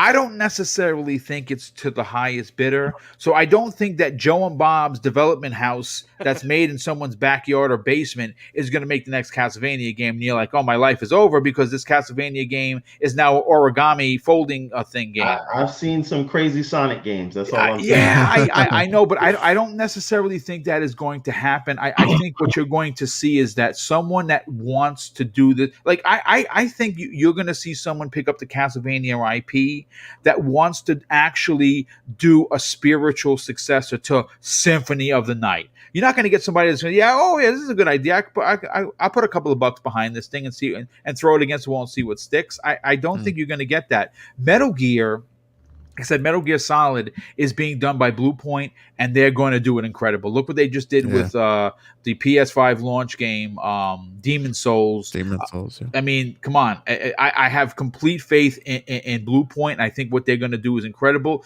Castlevania, do I want to see a 3D Castlevania? Well, I honestly don't know. I'm an old school cat. I would love to see a successor to Symphony of the Night. Are we ever going to get it? I don't know. But Cyber, let's get you in on the conversation. Sure. These are two older IPs. And depending on what your age, you may not even know what the hell we're talking about because they are old and it's been a long time since we've had good ones. What are your thoughts? Does a Metal Gear and a Castlevania have a place in 2021 in gaming? Absolutely, and I think anyone can testify to that just by the Resident Evil, the remakes that they've done, like I mentioned before. But a funny story about Metal Gear: the first time I played Metal Gear, I wasn't able to have a PlayStation 2, but my friend did. He went away on vacation for like a week, and then he let me borrow his PlayStation 2, and I played Metal Gear Solid 2, I believe, the one. And I beat it on a weekend, but I had no memory card, so I had to leave the PS2 on the whole time. Like literally the whole way. I used to go to bed, leave it on, like pause, leave it on, turn it off, wake up at like 6 a.m. to finish playing it. Yeah, man, these are beloved franchises, iconic characters. They should absolutely remake this. And kind of like what you said, Blue Point has made themselves the studio to make these remakes. And I think we actually had a discussion one time in which we talked about should they keep, reviving these older IPs, or should they, go ahead and, try and create a new IP, But Blue Point, literally, they take pride. They know exactly what they're doing. I think they show enough respect to the IP and what the franchise used to be or is, and they know how to transition that to the modern day. They keep enough of the of what made the franchise great, but bringing it to modern times. And I think they're one of the best, if not the best, at doing that at this point. Metal Gear Solid, man, what can we say? It was one of those franchises that you hated it or you loved it. You know what I mean? But I think most people really appreciated what it brought, the whole espionage and stealth mechanics that Kojima brought to it. And Castlevania, man, that game. If you haven't played a Castlevania game, I would highly recommend you play it. It's absolutely, the story is fantastic. Even now, like if you play, they sometimes, they even, if you are on Xbox, sometimes they even I think they had a couple of times that they gave it away with gold. Yeah, the 3D one. Yeah, the 3D ones. So yeah, man, I would love to see it. Anytime we talk about not just game preservation, but the way they can bring some of these older titles to today's day and age, I'm up for it, man.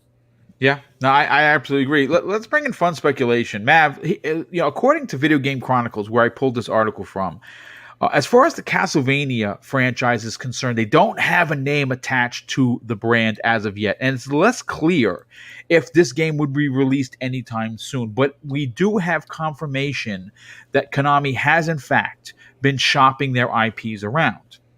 Now, obviously, unlike the Bloober attachment to Silent Hill, the Japan studios for Sony Silent Hill, and of course Blue Point for Metal Gear Solid, we don't know what the fate of Castlevania holds. Is it going to be 3D? Is it going to be a 2D/3D game? Is it going to be, is someone going to pick it up that tried to make one before in its past and it didn't turn out? No one knows at this point. But the question that I have for you is, being the gamer that you are, obviously you have several shows now and you write your own material. Does this industry have a place for these two OG franchises? Like these guys have said, 100%. These are franchises that have a deep history with gaming, that have lasted the test of time, and they deserve to stay. Now, the issue here is that Konami is the ones that hold the IPs, right? And they have kind of decided, hey, we don't really like making video games anymore.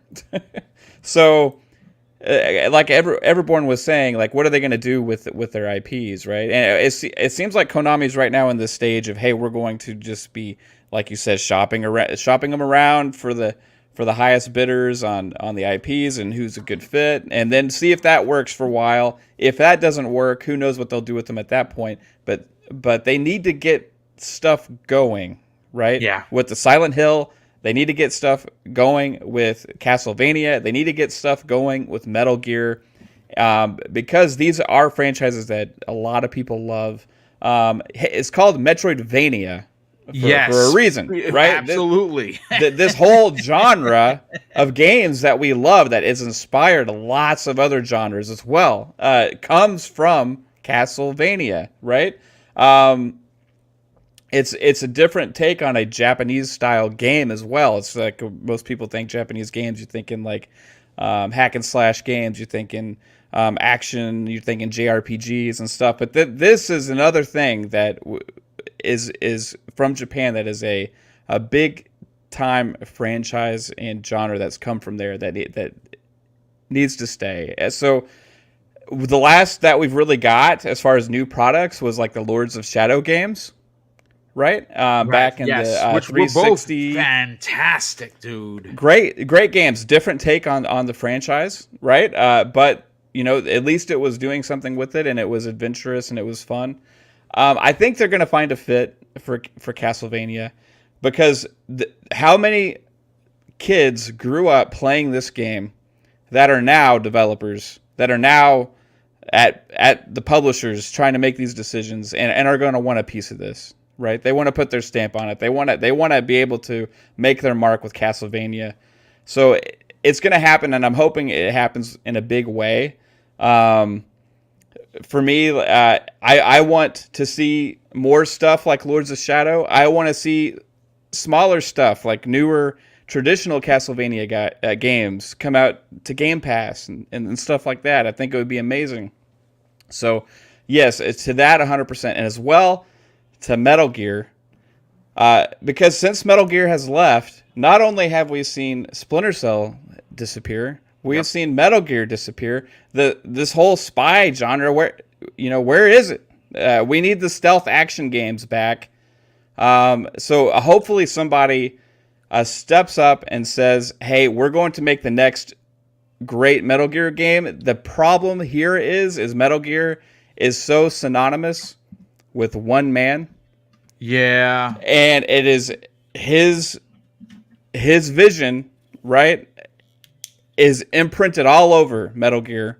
You can go back and say the same thing with Castlevania, but Castlevania has been around for so much longer, right? So Metal Gear, it's like his vision is imprinted so much in it with the storytelling and the different ideas and different takes and the characters and stuff. It's so hard to recreate some of what's made Metal Gear special with a different person. Yeah. Right. So that's the only issue there, but they got to figure it out. They got to figure it out. Yeah, and you know what? I hope that they do. Look, like I said, I think I'm almost positive Cybernox said this. Bloober Team handles IPs with class and love and care. Like they only take on IPs that they can do justice to. And we've seen it time and time again. I mean, Shadow of the Colossus is a perfect example. Now, granted, a lot of people, they didn't change much of the controls, which is what that particular game suffered from. But the visuals are just ridiculous. They're stunning. Or what they did with Demon Souls is another game. It's just incredible. So what they could do with Metal Gear would be pretty incredible. Real quick, though, first of all, I have to thank Reign of the Third Eye. First of all, he became a channel member. And this is the most channel members I've had in a very, very long time. So thank you for supporting Double Barrel Gaming. That is ultra kind of you guys. He also, though, drops an outstanding and absolutely ridiculous $50 super chat and says, "Your hard work is appropriate, Boom. Keep it up, brother." Well, thank you, dude. Super appreciate the generosity. That you are way too kind, and I'm actually glad that you are enjoying the content that much that you feel confident to kind of drop that kind of money. I mean, that's $50 is a lot of money, so thank you for that. And listen, folks, I normally say hello to everybody in the chat. For some reason, I can't pull up the chat on my second screen, so I just want to tell we have over 325 people here, which is freaking awesome. I want to thank you so much for again, I normally like to say hello to everybody. It's just my thing. It's my way. I'll get the chat fixed for the next show that I do, which is going to be tomorrow with Zemi at 12 p.m. It's the new episode of Xbox One-on-One. And listen, thank you so much. But yes. I just want to throw something out there that I've been thinking about for a while. Sure. You know what I'd like to see with all of the Xbox studios, and I hope we hear more about this. I just saw some article saying that the coalition helped out 343. That's not even a suggestion. That's a confirmed fact. Yeah, they did help out with Halo Infinite. Yes. And so what I want to see is more collaboration between studios, because maybe Bloober is not necessarily, the best at motion capture or facial mapping or something like that, but they know how to tell a story and they know how. You're saying they should team up with someone like Ninja Theory. Or whoever in Microsoft Studios, hey, let's borrow a few of your developers. You've got some facial recognition tech there at Ninja Theory. Hey, you're really good at Action Coalition. Come help us out. You know Unreal Engine better than anybody else. We're having a problem here. Help us out. If we saw that kind of thing,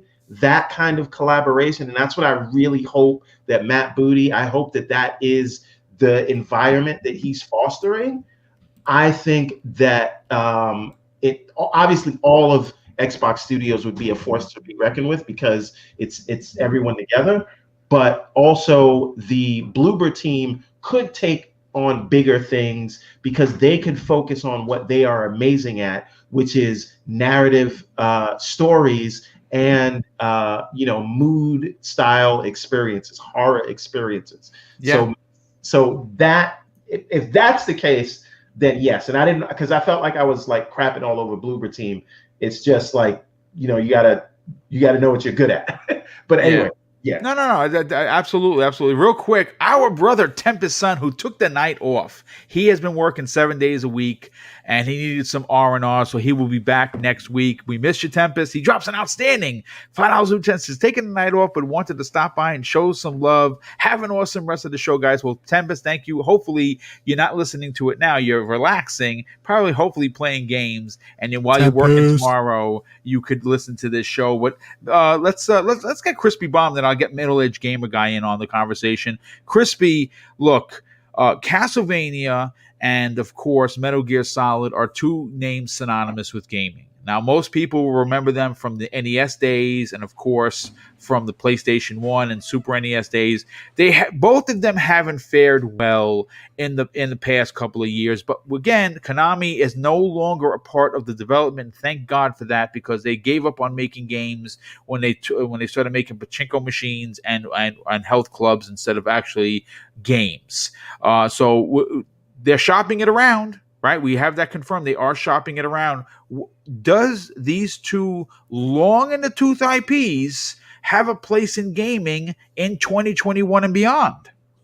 Absolutely. And I just want to say, when Konami becomes Konami Holdings Corporation, is a Japanese entertainment and gambling conglomerate. Yes. It produces and distributes trading cards, anime, I don't even know how to say the next word, slot machines, pachinko machines, and arcade cabinets, and is video game developer and publisher.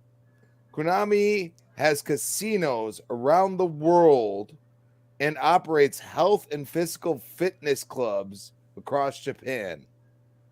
Think about that.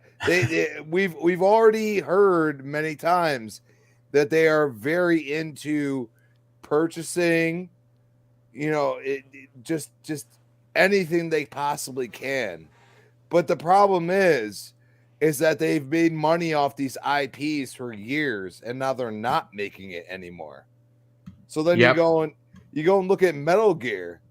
I mean, Metal Gear was originally created by Hideo Kojima, and the first game, Metal Gear, was released in 1987. That's when I was born.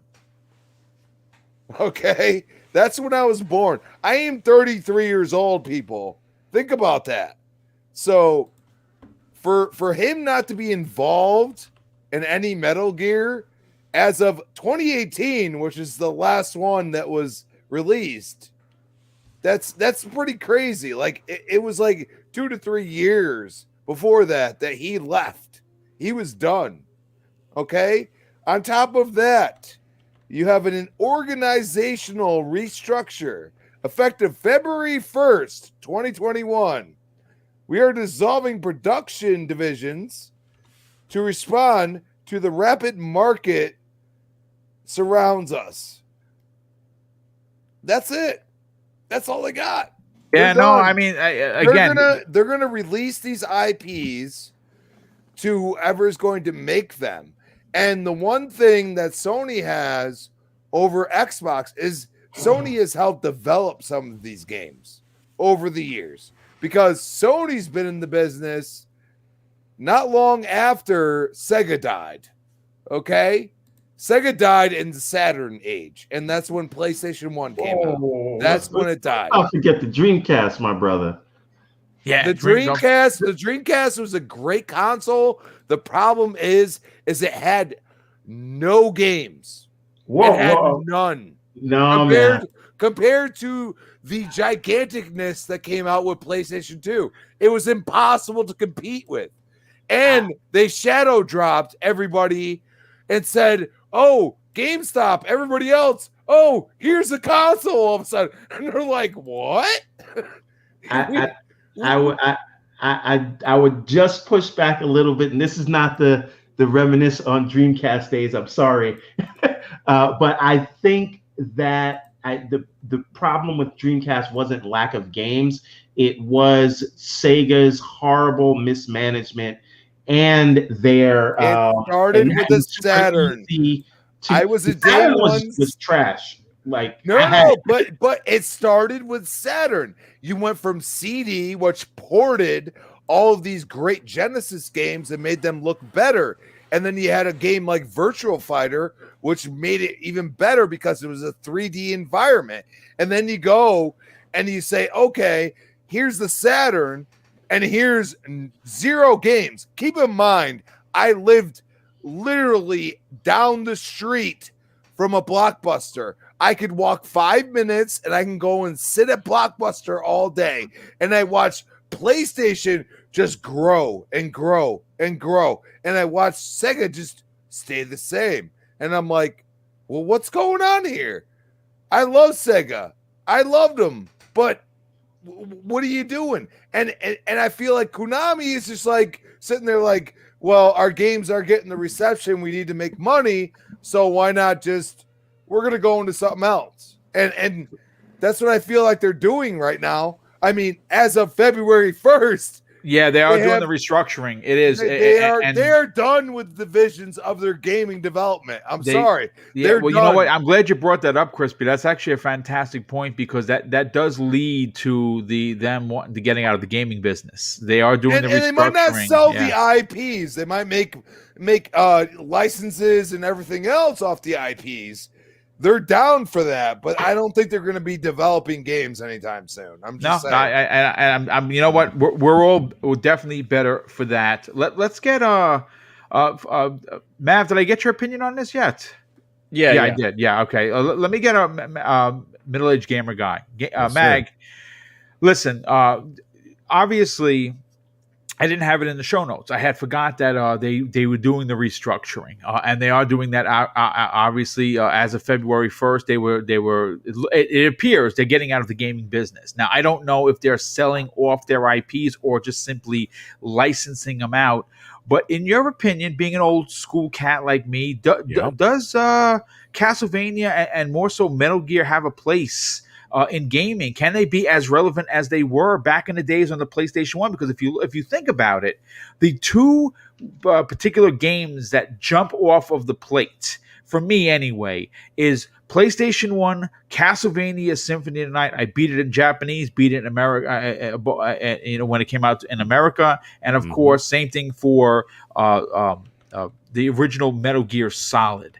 Yes. I mean, those are the two that jump off the plate on the PlayStation 1. Do they have a place here in 2021 and beyond? Sure, they do. And I think what they could do and should do is that they would go 2 ways about this. Maybe go with some remakes of the original. Now, see, this is something that I actually wanted to touch upon here, is that this seems to be the blueprint moving forward when trying to move a franchise forward. Right? So what they do is that they remake an older game, and then from there they test the waters as to its popularity before, you know what I mean? Like they're just dipping their toe in the pool to see feel the temperature of the water.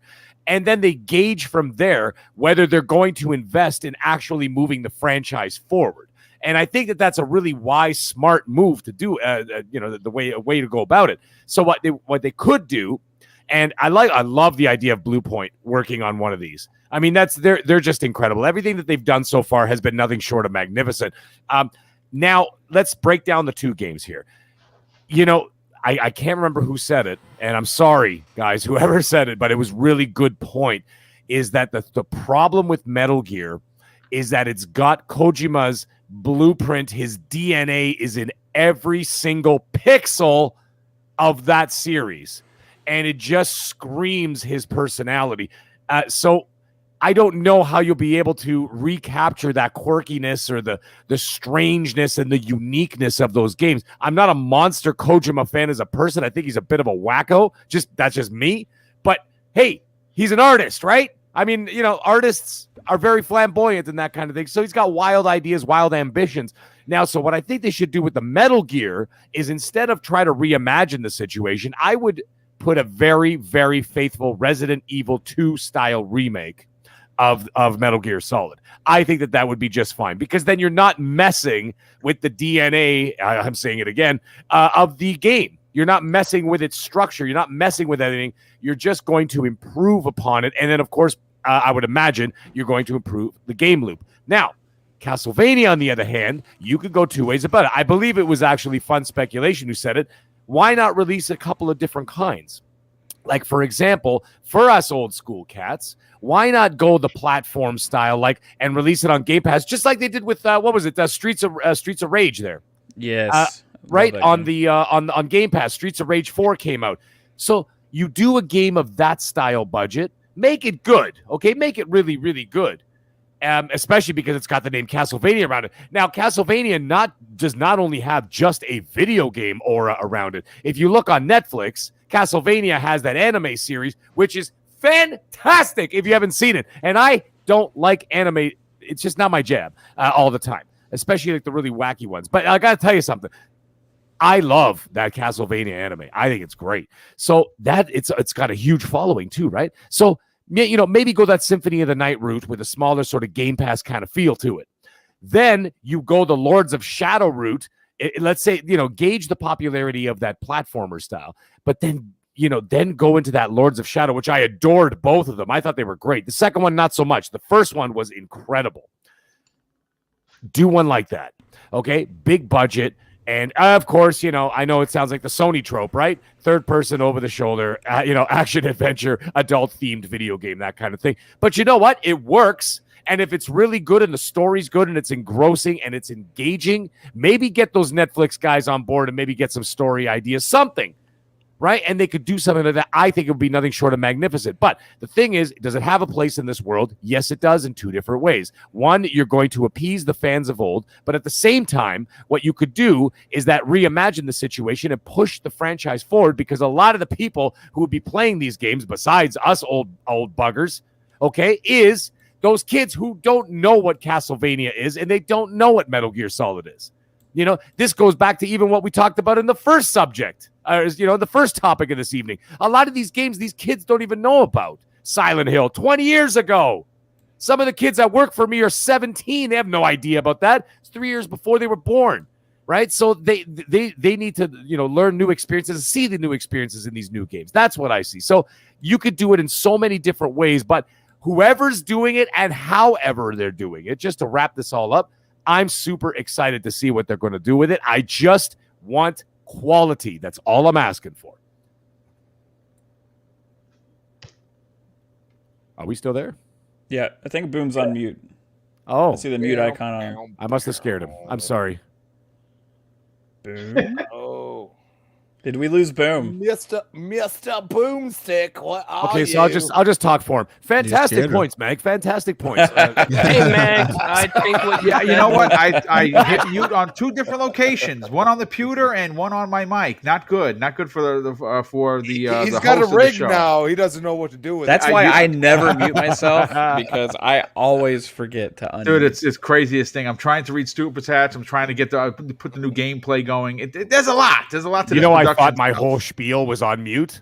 No. I'm looking at the screen going, did nobody hear what I just said? Yeah, and I'm like, you, oh, you, no, you never weren't mind. on mute. I was on mute. But listen, let's get Clown's final point on this so we can get to the topic of Conker and Obsidian Games potentially making a new Conker, which would be ridiculous, because I know that Crispy Bomb saw that and he was like, I got to jump on just to talk about that. Clowns, you heard everyone's opinion. Is there a place for Castlevania and Metal Gear Solid? Do you want to see those two games come to these next gen consoles? As far as Castlevania, absolutely. I want to see that series to continue going on. That's a series that I remember from my childhood on the Nintendo. I used to play Castlevania a lot. Now, with Metal Gear, I wasn't a huge fan of the series. However, I will say that I still think that there's some value in the series, even without Kojima. What Konami could do, they could license out a story for somebody to create where it's the final Metal Gear and the main character, was his name Snake, I believe. Yes. Snake dies and goes out with a bang and saves the world or something. That would kill a lot of people, man. I hear what you're saying. It makes sense. Sell. That would definitely sell. Absolutely. And then you know what they could do after that? Then they could start licensing the IP for movies or TV shows, kind of like what Castlevania did. I mean, yeah, it makes sense. I mean, obviously, there's rumors of Metal Gear a movie potentially coming out. Obviously, we've seen gaming starting to get into film, especially in anime. The Castlevania anime is dope. But I do want to move on to, and again, we may go in a little bit of overtime here, folks. So if you hang around, if you really want to hear about Obsidian games potentially coming to us so Obsidian making a Conker. Let's get to topic number 3. Now, look, let's slow things down a little bit and get all of these show notes out for everyone's ears to hear. With the Xbox hard at work on new franchises from now their 23 Xbox game studios, it's the classic IPs like Perfect Dark by The Initiative and Fable by Playground Games that have sparked interest in older IPs. Now, the one that I want, obviously, and I'm going to keep banging this drum until Phil calls me up and tells me that it's happening, is a new Banjo-Kazooie. More specifically, I don't care who does it. I just want a new Banjo. Now, I would love for either Playful Corp, makers of Lucky's Tale, or ukulele developers Playtonic Games that have been rumored to be purchased by Microsoft be the ones to redo the series. I don't care if it's a reboot or just make the original one. Though today we're going to be talking about Rare's Conker. And obviously Conker, the last release the first release was way back on the N64 in 2001, and then Conker Live and Reloaded came out for the OG Xbox in 2005. Now, with this particular topic, it doesn't come from any big or small gaming websites. In fact, it was because of Idle Sloth of Twitter. That he posted a speculation new Conker game in the works by Obsidian and Brandon Adler. Now, he was talking on Twitter about Twitter user Alvaro Extras 1, who said, and I believe he's a Spanish podcaster. So I had this translated through Google. And first of all, he says this. First of all, thanks and recognition and credits to my friend Nil Ogre for putting focus on and opening my eyes to investigate this in the first place. The visit of the boys from Obsidian to the offices of Rare is something relatively normal within colleagues from the same company, but everything can begin here. I remember that the IP of Conker is owned by Rare LTD. Now, according to Idle Sloth, Alvaro has a good track record and even pieced together the Silent Hill and Bloober collaboration 1 week before it started making headlines. Now, I know for a fact that there are people in the chat right now that are saying, boom, why do we want a new Conker? I want new IPs. But I'll say this. If you don't have a past, you don't have a future. And quite frankly, I absolutely think that just based on Obsidian's work with South Park, they know how to do gaming, not make it nasty, but make it interesting, kind of slapstick fun, and still handle an IP with class and precision. Class, no doubt about that. Crispy, I want to go to you first because I have to get a drink of water. You wanted to jump on the podcast for this particular topic. First of all, Conker is one of those IPs that I think could come back. I think he has a place, and I think that if Obsidian had the manpower, and quite frankly, they are working on a lot, but they do have, I think it's almost 3 or 4 teams there. Would you want to see a new Conker done by the boys at Obsidian? Oh my God, I would. The funny thing is that we have to understand that Obsidian has done all kinds of games. I mean, the Stick of Truth, although it being a game that I would not play because it's very, RPG based, and you know, you do your damage, and then you know you have to give time for the CPU to do damage. Not that my type of game, but my God, the narrative was absolutely hilarious. It was so crazy at times that I would just sit and watch my ex-girlfriend play that, and I'm just like, it was one of my How? favorite games during the 360 generation because it saw a release on the 360 and on the Xbox One. but how, like especially like because it was more recently released, I was like, how is this even possible that they're allowing this to be said? And that's where I go back and I say Conker back then was exactly that. And also, a lot of people forget it had a really good multiplayer because it was on N64. Yeah. And you could play with 4 people, and you could play as a like a lot of the times I'd play as the skeleton. You know what I mean? And I just run around and you chop their heads off, you blast them in the face, and he would say all kind of witty, like ridiculous things. And I'm like, I love this game. Like, I loved it. I loved playing through the whole campaign. That's what we call it, because that game was ahead of the time. It had multiplayer installed into it, and it had campaign installed to it. And you had 2 different realms, but at the same time, the humor was just incredible.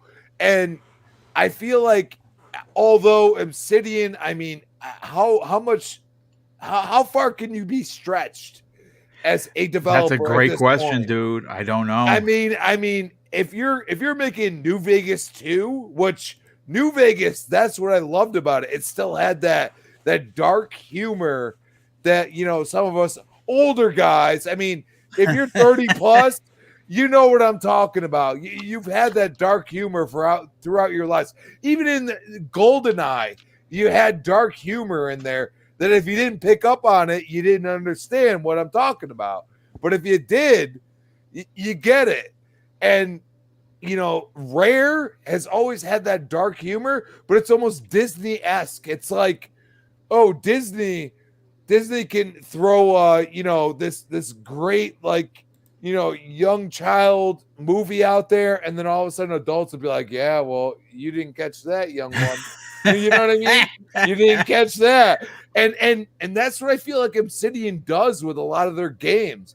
Now you go to South Park, you say South Park is South Park, but they really held it back. I mean, if you watch South Park to this day, especially in the new, they hit all kinds of crazy narratives, and they did it well, and they also didn't piss anybody off with the stick of truth.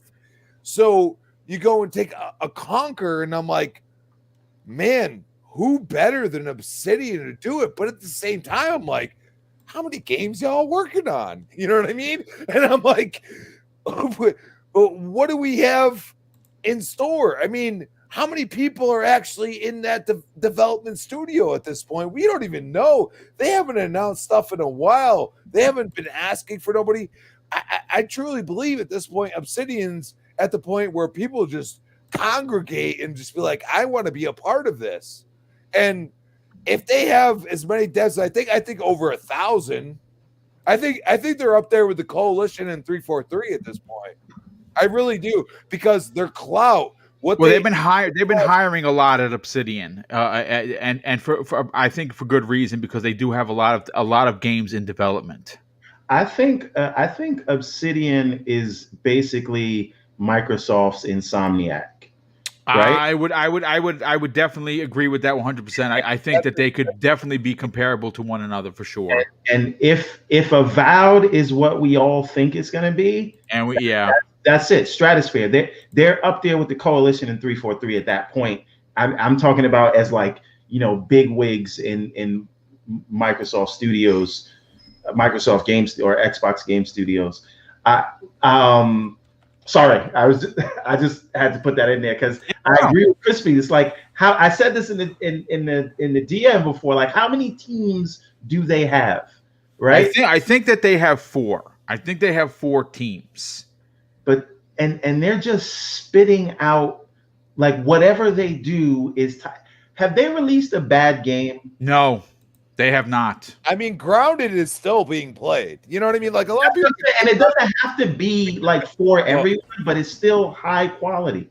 Alpha Protocol is a cult classic, but it didn't live up to people's expectations at the time, right? Zemi Games loves that. He wants a new Alpha Protocol. I do too. I mean, dude, if Microsoft was to get the IP to that, and they bought Sega, I think holds it, and they have Obsidian with that budget, that was the problem with that game. Yeah, you definitely are. And boom, you got I think you got like a big super chat there. Yeah, I'm going to get to the super chats. Yeah, to answer that question. So when it comes up, I'll jump back in because I. Yeah, let me, Crispy, let me just grab some of the super chat. First of all, Michael Kullick has been extremely generous this evening. He drops a $5 super chat, says, main reason for Dreamcast demise was due to the fact that PS2 was the cheapest DVD player in the market at the time. I still have my Dreamcast. I have 2. I have the Japanese one, I have the American one, and I have nearly 100 games. Can I interject real quick? Dreamcast Yes. had major flaws in their development. And also, they had major flaws in the fact that you could literally rip the game. Yeah, yep. You could rip it without even having to buy the game. You could put a copy in there. Yep. That's because they were using Windows CE. Yeah. Yes, because actually Windows CE at the time was actually hard to develop for. Also, a lot of people don't realize that, but they use the infrastructure of Windows. That's why Sega still has a great partnership with Microsoft. Clearly, we've seen it.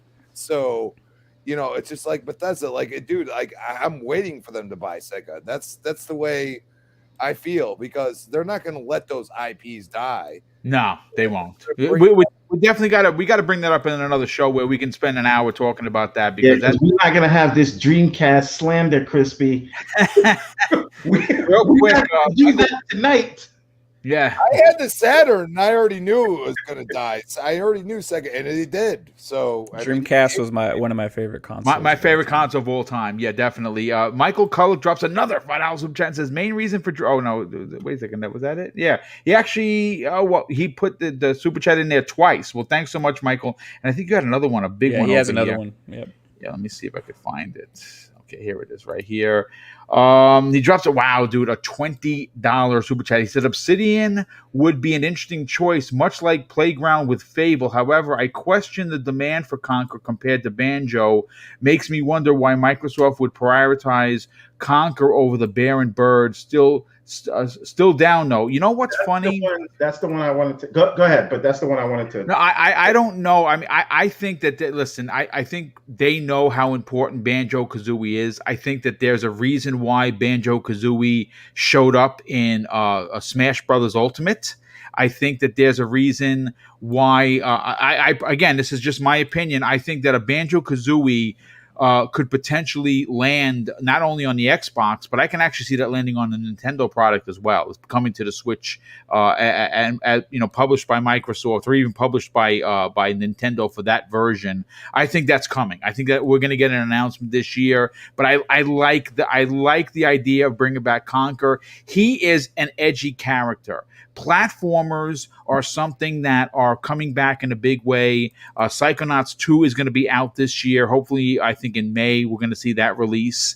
I'm very excited for a new Conker. But Mav, let me grab your opinion on this. Listen, Obsidian is a studio, and I'm not sure who said it, that can be like they like to. I think it was Everborn Saga that says that they are Microsoft's Insomniac Games, and I think that is spot on. I think that they are a developer that's just going to keep releasing bomb after bomb after bomb, and it's going to be a hit after hit after hit. With the two teams meeting up, and again, they meet all the time, but like I said, this gentleman on Twitter, who I just found out who he is an insider, so to speak, and he has dropped some knowledge before. Him bringing this up is he said it in one of his other tweets. I don't do this for trying to get clicks. He did it because he loves the character and he would love to see it come back. would that be a match made in heaven to have the quality of Obsidian bring back an OG character like Conker, the same way that they were able to handle South Park? Oh, absolutely. I mean, Obsidian can do all things. I mean, they're just an amazingly talented studio. I mean, they go back to Neverwinter Nights 2, you know, and they go to Pillars of Eternity, Fallout, New Vegas. Then they're working on Avowed, and you had Outer Worlds. I mean, Alpha Protocol. You can just run down a list of stuff that Obsidian has been working on in the past, and South Park, like you said. I mean, what they touch is usually quality, and they can handle multiple properties. Same thing with a lot of these new studios that Xbox has been acquiring. They haven't just been acquiring like one studio teams here. They've been acquiring massive development partners that can make multiple things at once. You've seen what they've done with Grounded with a small team, right? And that's still ongoing and growing. That was made by a handful of people, by the way. Yes. Yeah. So yeah, they can absolutely tackle something like this. I think it would be a different genre for them. But that would be good to see. I went down this rabbit hole of the Twitter guy, right? And it is like interesting stuff. I mean, you can go on there. I had to translate the tweets and everything. Yeah, but, I mean, that's it's what I like, did as well. Yes. Yeah, it's just like leads down this rabbit hole of different potential clues and everything like that. And it's really interesting. It seems like he's onto something, though. Yeah, I agree. It does. And there's nothing in there that's like far fetched, right? But like you guys were saying, or like the super chat was saying, you know, Conker before Banjo, that would be the only, I think this would happen only if Banjo is also happening, right? So yeah, we'll see. I think there's more to it. He also alluded, and if you go down the rabbit hole of his tweets, where he goes back to the E3 2018 thing about Rare Replay in the trailer, there was also some hints about there were some different games that was on the screen. And all of those games we've gotten so far announced to be either remakes or whatever. And hey, Conker is there, and also Banjo. So we'll see what's going to be happening. I think if Banjo it comes out, it's actually going to be Rare. I think that Rare themselves will be working on Banjo. I don't think it'll go to another team. But we'll see what happens with this, man. I would love to see it. I think that it's a franchise that people have been wanting for a really long time. And too many of these IPs have fallen by the wayside. I know we all want new stuff. I want new IPs too. But man, when you go back and look at all of these like treasures that a lot of these publishers have, and like you said, we can talk about this with Sega another day. But all of these big publishers have all these like dormant IPs that you could have brand new takes on, and that for the majority of gamers now haven't even ever experienced. So it would be a new experience. And I think Conker for a lot of people would be that. A Biomutant, you could say, maybe looks like it takes some inspiration from from Conker. Yep. But I want to see that. And selfishly, because of Game Pass, I get excited when there's any possibility of another game announced. So I definitely think this would be a good thing, and it's a big possibility. Yeah, I mean, again, take everything with a grain of salt. The guy is an insider. Has he gotten stuff wrong? I'm not sure. I actually just learned of him through reading again, diving headfirst down this rabbit hole. But I like the idea of a new Conker. Everborn, let's bring you into the conversation, and we'll get middle-aged gamer guy close out the show. And I'm Clowns as well. Everborn, what are your takes on of Obsidian taking on? They're doing Avowed, right? They're working on Grounded. Grounded is going to continue to be taken care of. They're potentially, again, rumored to be bringing back Fallout New Vegas too, right? And now you turn around and you say, wow, that's so different. There's so many different genres, and then you throw Conker into the mix. Can they pull it off? Obsidian, absolutely. I wouldn't even. them doing it, I think, is the thing that makes it succeed.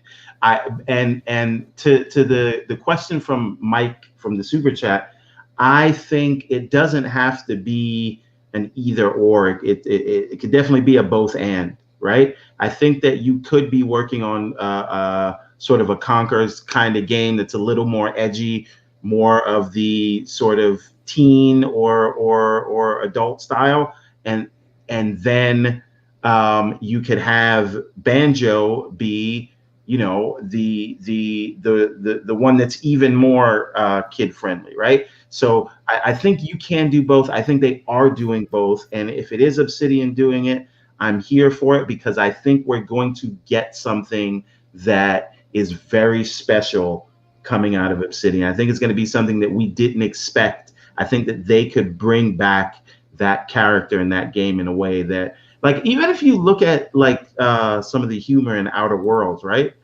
Like, I don't know.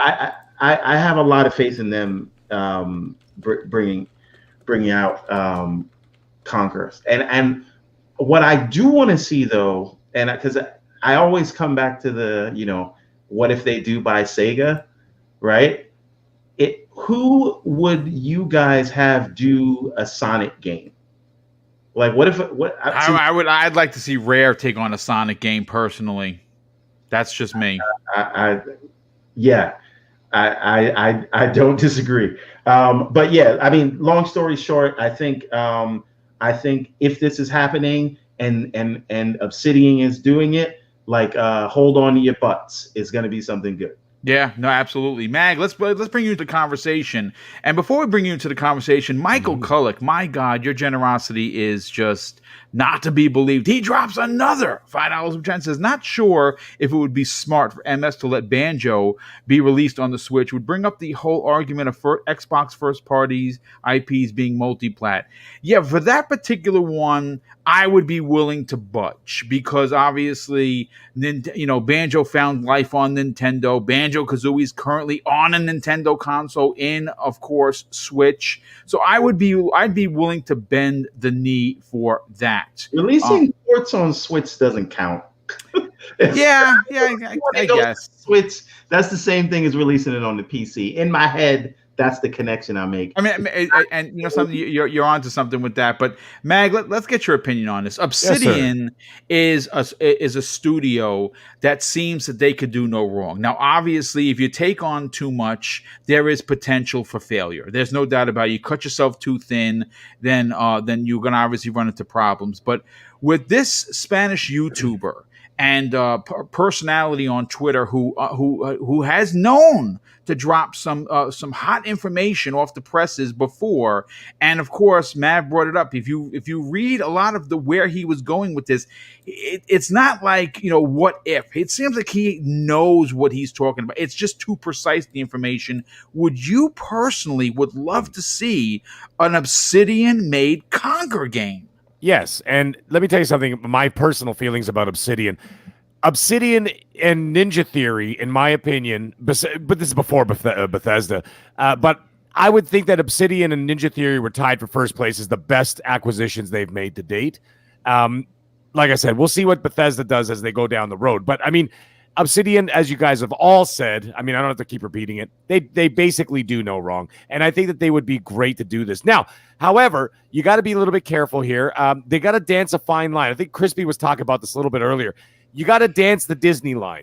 And what I'm saying by that is make it accessible, but at the same time have those tips of the cap and a little wink wink to all the older players out there, maybe some inappropriate jokes and stuff like that to keep things kind of funny, keep things moving forward, but still keep it kid friendly so that you open up the market. And then, of course, why do they need this? They need it for Game Pass, because let's face it, they need the product in there. Okay, They need to fill Game Pass with new IPs, old IPs, whatever, just new games. They got to put more and more. Well, Phil said it, Mag, that he wants a portfolio, that there's something in there for everyone, and I think that's what their ultimate goal for Game Pass is going to be. Right. So, like I said, dance. You know, you have to keep putting in all that product in there. Now, that being said, again, like I said, dance the Disney line. So, you'd be able to have all those old Conker jokes from old. And I was just checking out, actually, just a few days ago, I was checking out that Live and, what was it called? Live and Reloaded? Yeah. I can't remember if it was Live and Reloaded or something and Reloaded. Yeah, Conker Live and Reloaded. Yep. Live and Reloaded. Okay, I just wasn't sure. I am getting old. So anyways, I was checking it out. And you know what? It's great. But, at the same time, my kids would love it. Okay, and any other jokes that, maybe some jokes might be slightly inappropriate, a little bit off color, it's going to go right over the head because you know what they're seeing? They're basically seeing Super Lucky's tail. Pretty much, yeah. You know what I mean? He's got the same look, the same vibe. Now, I also sort of wonder, like, they made that Super Lucky's tail. Are they going to bother making something so similar? Sure, why not? Because they need content in that Game Pass, and you rebrand it, you remarket it, you do whatever, and I think it would work just fine. Now, the fact that Obsidian is going to do it, you're not getting South Park. Okay? Get that out of your head. Yeah. You know what I mean? South Park, the way that South Park is written, the way it's presented, the way, the entire, narrative and story around South Park, you're not getting that in a Conker game. I'm sorry. If that's what you're looking for, you're not going to get that, especially in terms of the dark humor and especially some of the gross out jokes and stuff in those games. So what do you do by all this? It's a win-win. It's a win-win because, like I said, you get the younger generation in on it. Like I said, my kids will adore it. They'll love it. And at the same time, you're going to get the nostalgia addicts in there. They're going to jump all over because they want to see what they've done with their beloved franchise. And then there's a third party in there saying, well, I don't have like any experience with this whatsoever. What's this new game? Let me check it out. So it's a win-win. Not a win-win. It's a win-win-win. Yeah. So, but the thing is, again, it was brought up again, just food for thought. Doesn't have to be answered. But the food for thought is, how much could Obsidian handle right now? They got a lot on their plate. They do. And who the hell knows what's going on? Because it's going to be all hands on deck, okay? Especially if you got Fallout New Vegas 2, and then you've got Avowed coming, and Avowed is going to be almost in, if you can believe it, it's going to be in competition with themselves because they're going to have Elder Scrolls 6 coming out. Yeah, so pretty much. Have rival companies, not rival, but like they're going to be having sort of like an in-house rivalry with each other. Obviously, not in a serious tone, but they're going to be like, hey, they're going to try and one up each other with their games. Who's gonna puff out their chest and beat their chest, and who has got the better title? They're going to be working on this internally, so they're going to be all hands on deck with Avowed. You've got Bethesda all on hands with Elder Scrolls 6. I don't know if they're going to have time for all this. The only one that I can think of that can work on any of these things, especially even with Banjo-Kazooie, is Rare. And I know Rare is working on that. Oh my goodness, the name just literally Everwild. Everwild. It slipped right out. I was about to say Everborn, but no, he's sitting right there looking at So Everwild. So they're working on that. That's probably still at least a year away. Okay, so when the hell are they going to start this? So I don't know. I mean, it could be 2023, 2024. I'm not going to have a candle lit in my window waiting for this if it's going to be that far out. I'll just be like, all right, when it comes, it comes. But either way, I think, like I said, it's a win-win and a win. Yeah, no, I absolutely agree. And Clowns, before I get to you for the final point of the night, Everborn, you'll be happy to know this. Victor Alistine in the chat says, Everborn, I think Moon Studios would be great to make a Sonic game. Yes, sir. Indeed, they would. Agree. Yeah, that's a good one, Victor. A good one on that. And of course, real quick, Michael Kullick, my God, dude, the generosity has just been unbelievable. Thank you so much. I honestly, from the bottom of my heart, everyone super chats, thank you so much for being so generous. I don't think I deserve it, but I definitely appreciate it for sure. He says, personally, after dropping an additional $10 super chat, says, personally, I feel Banjo is too valuable to not keep exclusive. I agree with you. Establishing a premier 3D platformer like Banjo would fill in one of the major gaps in their portfolio. Indeed, and something you're onto something with that. I would love to see the Bird and Bear make a return. And yes, it should stay exclusive for Xbox. But Clowns, let's get your opinion on this, and we'll close out this. Do outros and thank everybody for being here. What are your thoughts on Conker coming back and Obsidian making it? Is it a possibility, and do you want to see that happen? I do think it's a possibility. We saw Phil bring back Voodoo Vince, right? So I have no doubt that there's games like Conker that Phil and Team Xbox probably loves and always have wanted to see a reboot of. It's such, the character itself is so memorable, Conker. And I think the Obsidian is a great studio to do this, and I'll tell you why. The reason for that is because they're so diverse in the types of games that they make. We've seen them make all kinds of games. And it's almost like everything they touch does well. Yeah. And still sells well. I mean, look at the Outer Worlds, right? That was fantastic. Grounded is like a pet project for them, and that is still going, and they're still developing it. And they, if they could just do it, I mean, I have no doubt whatsoever that they have the talent there. And if they could do Grounded with a small team, I can only imagine the kind of platformer they can do with Conker. It would just be fantastic. And they can add in other aspects too and make it unique. And mix in different styles of gameplay, different mini games.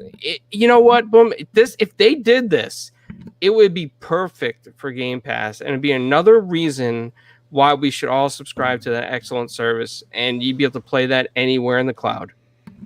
Yeah, and that's a great point. Again, it's fill the need in Game Pass, and once you have all the genres covered, then that $15 a month. I mean, already it's a ridiculous deal. I mean, listen, again, I don't get a penny for every time I say Xbox Game Pass, and Microsoft.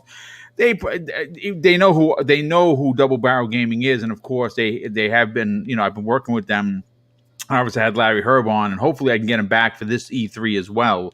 But Xbox Game Pass, if you don't have it, and I understand a lot of people like Noof Nukem, who's in the chat, a good friend of the show, good friend of this community, he's not a digital guy. So Xbox Game Pass is just not for him. But if you are someone that appreciates, that can live with digital, and that's becoming the norm, then you cannot not subscribe to Xbox Game Pass. And I think that seeing all of these older IPs come back, we know Fable's coming, we know Perfect Dark is coming, and I don't think they're going to be the last. I think we potentially could get a smaller version of Crimson Skies made. I'd love to see MechAssault make a comeback. I would love to see Cameo, an Xbox 360 launch title by Rare, make a big comeback. I'd take a reboot.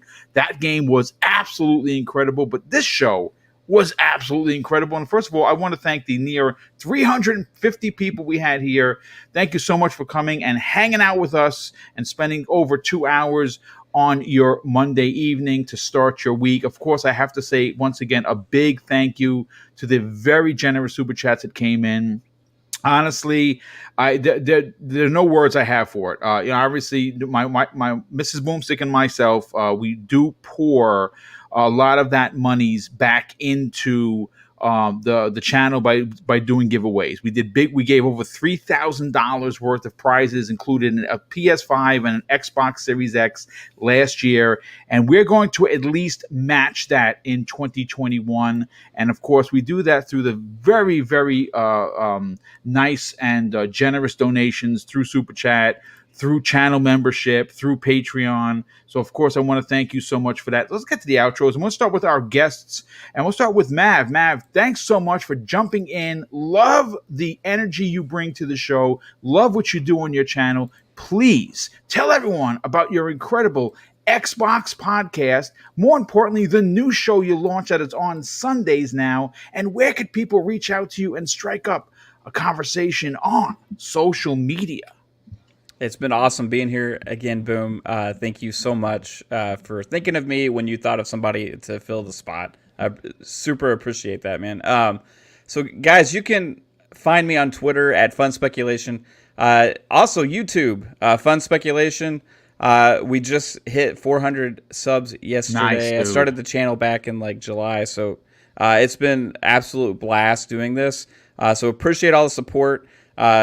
We have the Xbox Ultimate podcast with my wife Caitlin. We have Pong Soul over there. We got 3-bit. The BGHD is on there, as well as Assassin Lupa is there, and we appreciate everybody who tunes in every Friday night at 9 p.m. Eastern. And like you mentioned, Boom, we also started a new podcast for the channel to talk about more than just games. It's also going to be movies, TV shows, games, and more. I go into some comic stuff, Marvel, DC, Star Wars. Who knows what all we're going to be talking about.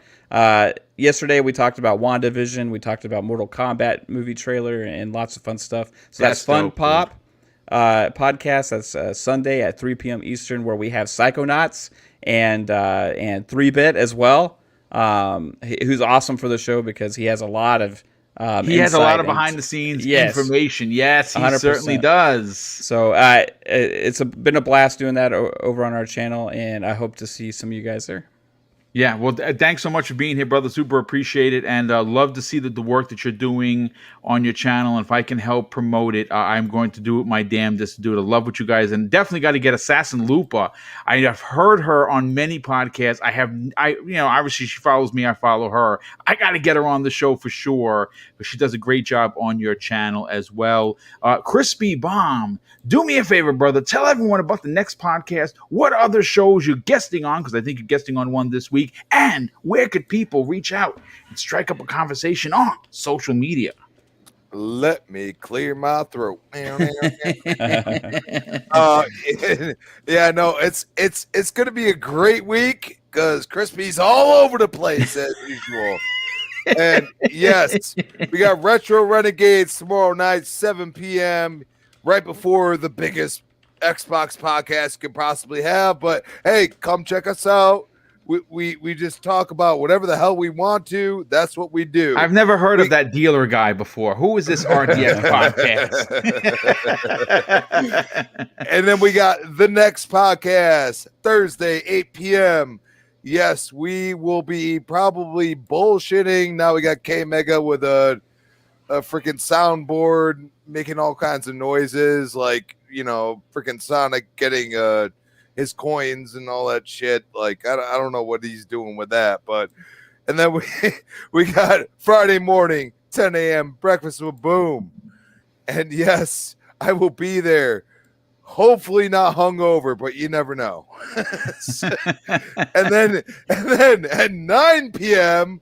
I will be on the Xbox Ultimate podcast with Mav himself and Caitlin and Assassin and all the greatness that is involved with that. So check me out. Crispy Bomb on Twitter, Crispy Bomb 28 Xbox Live. Hit me up. Yeah, well, thanks so much for being here, brother. And yes, you got a busy week, so you got to get some rest for sure. Cybernox had to step away. The missus is not feeling well. I just talked to him on chat privately, and she's okay, so he just had to step away. He'll be back next week. All of his information to follow Cybernox on Twitter and check out and subscribe to his YouTube channel are in the show notes, so please support my friend there. And of course, next up, Everborn, why don't you tell us about what you got going on? Because you do have a lot going on, and definitely want to see your Kickstarter that you're going to be launching in a week or so really hit its stride. And also, where could people reach out to you on social media to check out information on the Everborn saga? Yes, sir. Yes, sir. Yes, sir. Everborn Saga on Twitter, everbornsaga.com, and Everborn Saga on Xbox and PlayStation Network. Please, if you just go to everbornsaga.com, there is a link at the top of that website that will take you to the Kickstarter sign-up page, and you just click that button that says notify me on launch. We're trying to get to 100 watchers before we launch because it really helps out with the Kickstarter algorithm.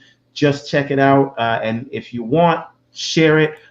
We've got an amazing animated trailer, which you can also see right there at everbornsaga.com. And like I said, you can get a hold of me on Twitter at Everborn Saga. If you're on Facebook and Instagram, it's The Everborn. We're going to switch that over, get all the branding in line soon. But Everborn Saga on Twitter, everbornsaga.com. Check us out. The Kickstarter for Everborn Ariel's Adventure is coming up in just about a week or two. Nice. Very soon. Thanks again, everybody. And Victor from the chat, I am going to check him out, that guy that you mentioned. Victor Alistine. Yeah, he's a friend of the show. Yeah, he's that was a great point. But yeah, we definitely want to see you succeed. Love the work that you're doing at the Everborn Saga, and I think you're on to something for sure. Middle-aged gamer guy, you got a lot going on, as a matter of fact. Why don't you tell everyone about what you're doing in the music business, as well as being a part of this show, and of course, Noof Nukem show, which will be coming back in a big way early in March, from what I understand. Yes, sir. And also, where can people reach out and strike up a conversation on social media? Well, you can find me, of course, on Twitter at the Middle Age Game Guy. That's with a GY at the end. On the Xbox Series X and the PlayStation 5, you can find me at all one word, all capitals. I am the Mag. You can find me there if anybody wants to hit me up or whatever. If you see me playing a single player game, I just put the do not disturb sign on, so you know. But anyways, I'll come to hit me up anytime. Guys, it was a great show as always. Yes, I'm also doing a lot of work with Pulse Music Media. And what we're doing is exploring for a lot of part of 2021. We are going to be exploring music in gaming. And a lot of it's going to be original works done by my brother himself. He's a professional musician and a professor at the University of Toronto. And so we're going to be doing a lot of that coming up in the future. We already have one music video up already on Pulse Music Media where we studied the music of Assassin's Creed, particularly Assassin's Creed 2.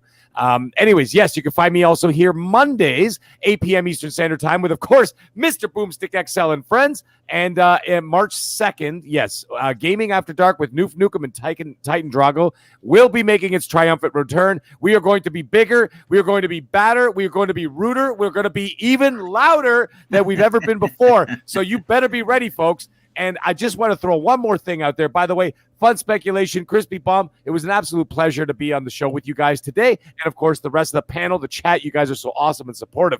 Now, one last thing, and it's not so nice, is that March 6th, I hope everybody tunes in. Okay, I believe it's going to be on Wilmy's channel or Forks or whatever. It's the Gaming Beyond the Box crew there. When I wiped the floor with Mr. Boomstick at the Halo tournament. The nerve. And let me tell you something. I suck at Halo. I'm just kidding. Boom. I suck. I haven't played in a while, but I've been practicing. But I do. Again, listen, it's going to be fun. Listen, if you don't know what he's talking about, Fork Boy Gaming as well as Wilmy Hood are putting this podcast Halo tournament together, and it's some of the biggest podcasting groups out there. My team is of course myself, Zemi Games, Mr. Badbit, and Luke Lore, also known as Insipid Ghost. And we're going to try, and our first match is, of course, Double Barrel Gaming versus that's right, Noof Nukem's team, and that's going to be a lot of fun. Yeah, it's really funny. And again, the cash prize is $150, but I don't think any of us really care about the money. It's more so that we're going to be playing and having these games and potentially yelling and screaming at each other as we knock each other out. I cannot wait. That's going to be great. Yeah, it's going to be a good time. So, yes, my team is, of course, Noof Nukem, Titan Drago, myself, and Steel Rain on our side. And, of course, Boom already told you who's on his side. So, we are in round one. So, it should be a lot of fun. And I hope they keep the chat open for all of us. That'd be a lot. I could tell you this right now. Joe, Mr. Badbit, is going to be carrying this team. So... Okay, Noof Nukem's carrying my team. He's carrying my dead ass all over. Xbox Ultimate will see both of you guys there. Oh my goodness, I love it. Man. This is great. This is what gaming's all about, folks. This is what gaming. You have some fun, you laugh, you play games with other podcasters, and that's going to be a lot of fun. But Clowns, let's get you on out of here, brother. Tell everyone about Four Guys with Quarters. You've been doing a lot of interviews on your channel. Where could people check out your YouTube channel, and where could people strike up a conversation on social media? Yeah, thanks, man. So you can find me at Italian Clowns on all social media and 4GWQ Podcast on Twitter. And yes, Four Guys with Quarters, we have some more interviews coming up. We just interviewed Chance Glasgow, a co-founding dev from Infinity Ward and Call of Duty. And this upcoming week, we're going to be interviewing Lauren Carter. She's formerly of Lionhead, EA, and Codemasters, and she runs her own company now. And the next week, we're interviewing Crypto 9095, who has 1.82 million subs, I believe, on YouTube. Yikes. And 132 million views on his hit song "Woo." He is signed to Sony Records as well. So yeah, we got some really big interviews coming up, and then after that, expect something. Hopefully, an interview with Square Enix. Nice, dude. Wow, you're doing some great work over there, brother, and we definitely love to see you moving the needle forward. Love what you do at Four Guys with Quarters. But ladies and gentlemen, we won't hold you up anymore. The last super chat comes in from a good friend of the show. Suicide Kings drops an outstanding $2 super chat. Thank you for your generosity, my brother. He says, "Boom, just keep doing what you do. Thanks." Well, thank you, brother, for being here and supporting Double Barrel Gaming. And listen, real quick, I have to throw this out there. Dirt 5 comes in the Game Pass, and my God, My God, I'm going to say something that's so taboo that I might get banned from Xbox. Dirt 5 is so good that I dare say it challenges Forza Horizon 4 in fun factor. I have been playing this game. Wow. It is, please, it's going into Game Pass. Do not sleep on this game. It's one of my biggest surprises of 2020. I for some reason, it's slow. And that's just that might have been just the way the capture card took it. This game is ultra fast, but what I love about it, because I'm an old school cat, is the cars are so big on the screen. It gives me the arcade cabinet feel that you had when you played like Sega Rally back in the days, during the arcade days, which don't exist anymore. Please try this game and hit me up in the DM and let me know what you think. I get nothing for it, but it's one of my favorite racing games in the past 5 years. Easily in the last 5 years. I love this game, and I think definitely you need to give it a shot. But anyway, I'll close out the show with something that's important to me. Hopefully one day it'll be important to you. And that's something that my father taught me when we were kids. And I think it's more important now than ever. And he said, son, treat others how you want to be treated. And also, it doesn't cost anything to be nice. You live by those rules, and I can guarantee you, you're going to have an awesome day. So take care, everyone, and we'll see you next week on the newest episode of Primetime Gaming with Mr. Boomstick and Friends.